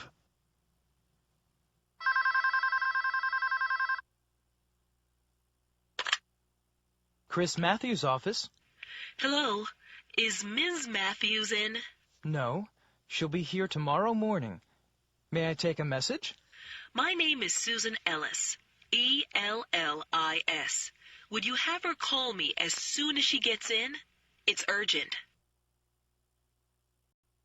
This is 1 Hour, and I'm Barbara Waters. Tonight, an interview with Sandistan's Prime Minister, Simon Prokova, who earlier this week in Davos, Switzerland, signed an historic peace agreement between Sandistan and the new country of Deseret. Good evening, Mr. Prime Minister. Good evening. Mr. Prime Minister, the world is simply amazed and delighted that your country signed this peace agreement. What was the immediate effect of this peace agreement? The first thing was an immediate ceasefire. Have both parties honored the ceasefire?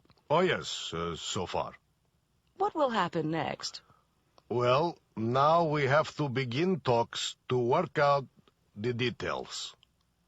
Are you going to relocate your citizens who live in the new country of Deseret? That is one of the many things we have to work out. But will they want to be relocated? After all, they have built homes there. If they don't want to be relocated, can they continue to live there after our troops are no longer there to protect them? Will the other people who live there be able to govern themselves? That's a good question. I'm sure they want to govern themselves, but I'm not sure that that will be economically possible. Do you think they can get help from other nations? Absolutely. I'm sure Deseret's leaders would never have entered into these agreements without assurances of some economic aid. Will you cooperate with the new government? After all, you once considered them rebels. Well, we will have to move slowly, of course. But I'm sure that with time, relations will become normal. Are your people happy about the prospect of peace? Those who believe that we will really have peace are happy. But some people are having trouble trusting our old enemies. They don't believe we are free from war and terrorism yet. When do you think all the details will be settled? It's hard to say. We are all willing to work very hard in the next few weeks. I would like to say that it will take 1 or 2 months, but I really don't know. It depends on how smoothly things go. Where are you going to hold the first negotiations? First, we are going to Oslo, Norway. Then we are going to Paris. Maybe we won't have to go anywhere else after that. Well, the whole world will be hoping for your success. Thank you for being with us here tonight, Mr. Prime Minister. Peace. Melissa sat alone by the empty swimming pool, watching the sun begin to set behind the palm trees into the ocean beyond. She sat as she had done so many times, thinking of that last fight 2 weeks before. She remembered how Don had at first denied being with Teresa, but then, when she had forced him to admit it, how he had apologized and begged her for forgiveness. She frowned a little as she thought of her harsh words, and how Don, the only man she had ever really loved, had broken down and cried like a baby when she had refused to see him again. That was 2 weeks ago, and she had heard nothing from him since. She hadn't wanted to call him. She might want to admit that she had been unfair, or to tell him how much she regretted calling him a liar. She might even say that she hadn't meant to hurt him. Then she would be a liar too. She had meant every word. Suddenly, the sound of footsteps startled her. She turned, and through the gloom she thought she could make out Don's familiar figure. Was it him? Could it possibly be? The approaching figure stepped into the last patch of sunlight, and the last rays of the setting sun illuminated his dark, curly hair. He stopped, unsure of himself.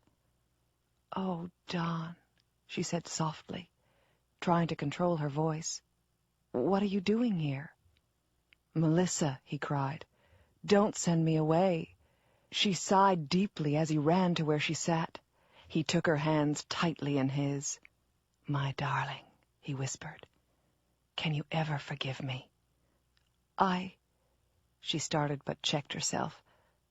"I guess I'm partly to blame, but—" He interrupted her.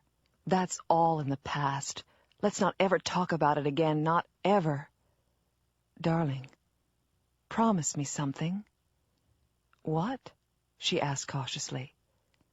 "Here, this is for you. Please, please accept it and wear it forever." He drew a small leather box from his pocket and leaned forward to give it to her. Suddenly the box fell from his grasp. He bent to pick it up, and at that moment his glasses slipped from his nose. "Damn! Now where have they gone? I can't see a thing without them," he explained. Melissa leaned over the arm of her chair to help him. There was a crunch as his foot crushed the glasses. "Oh, no! Now I've stepped on them," he exclaimed. "Why can't I do anything right? Why do I always ruin everything?" Her laughter pealed around the pool. "Oh, Don, you are incredible. Who could hate somebody like you? I might even love you. Come here."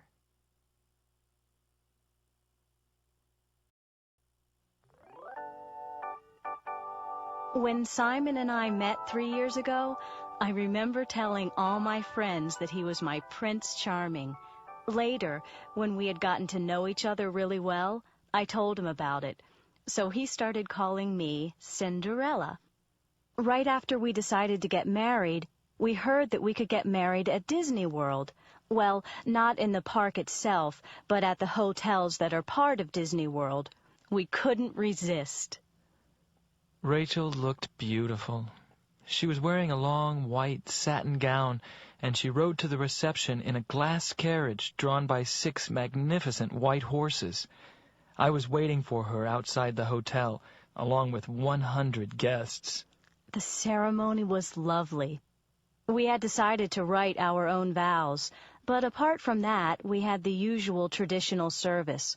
We brought along our own minister from Cincinnati, and my maid of honor was my sister. Simon's best man was his best friend, and the ushers and bridesmaids were friends and cousins.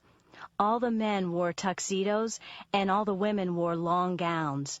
I walked down the aisle to the traditional "Here Comes the Bride," but after the ceremony, Simon and I walked out to the theme of Beauty and the Beast. The reception was amazing.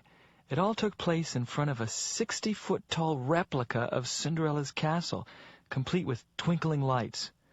Actors playing the roles of the fairy godmother and Cinderella's stepsisters mingled with the guests. Between eating and dancing, you know, the normal things that people do at weddings, there were 3 stage shows. For the finale, the cast performed "When You Wish Upon a Star," and fireworks erupted from the roof. The food was wonderful, by the way, and fit into the whole Cinderella theme. For dessert, each guest got a chocolate slipper filled with mousse. When it was time for us to leave, we got back into the glass carriage and rode away. It was a beautiful day, a real fairy tale come true, and now we get to live happily ever after. Yoshiko Kyo has been studying English at a college in California. She'll finish the course at the end of this week. She's going back home to Tokyo on Saturday.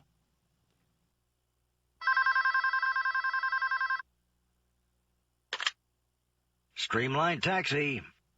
I'd like a cab to San Francisco International Airport for Saturday morning, please. Okay. There'll be 3 of us. How much will it be? What's your address? I'm at 128 Cortlandt Avenue. We charge $45 for that trip. $45 each? No, that's all together. What time do you want to leave? Check-in time is 12 noon, but I don't know how long it takes to get there. Well, we'd better pick you up at 11 o'clock, just in case traffic is heavy. Let me have your name and address. Yes, okay. The first name is Yoshiko. That's Y-O-S-H-I-K-O.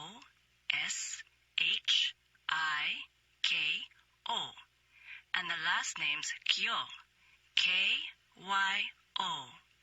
Kyo, 128 Cortlandt Avenue. Okay. 11 o'clock Saturday morning. Thank you. Come in. Hi, Mr. Berman. Do you have a minute? I just stopped in to say goodbye. Oh, going back to Japan. When do you leave? Tomorrow. My flight is at 2 o'clock. Well, have a good trip back. It's been nice having you here, Yoshiko. Thank you, Mr. Berman. Well, I just wanted to thank you and all the other teachers. We've all enjoyed having you as a student. I've really learned a lot. I hope to come back next year on vacation. Send us a postcard and let us know how you're doing. And come see us if you do get back. I'll do that. Oh, there's the bell. Bye, Yoshiko. Have a good trip. Bye, Mr. Berman. And thanks again for everything. Carlos, I'm glad I didn't miss you. Hi, Yoshiko. When are you leaving? Tomorrow around 11 o'clock. I guess I won't see you again, so goodbye. It's been great knowing you. That sounds so final. Let's keep in touch, okay? Oh, sure. You have my address, don't you? Yeah. And remember, if you're ever in Caracas, look me up. I'd love to see you again. Oh, I will. You can count on that. And you do the same if you're ever in Tokyo. Sure. Well, goodbye. Bye, Carlos. Take care.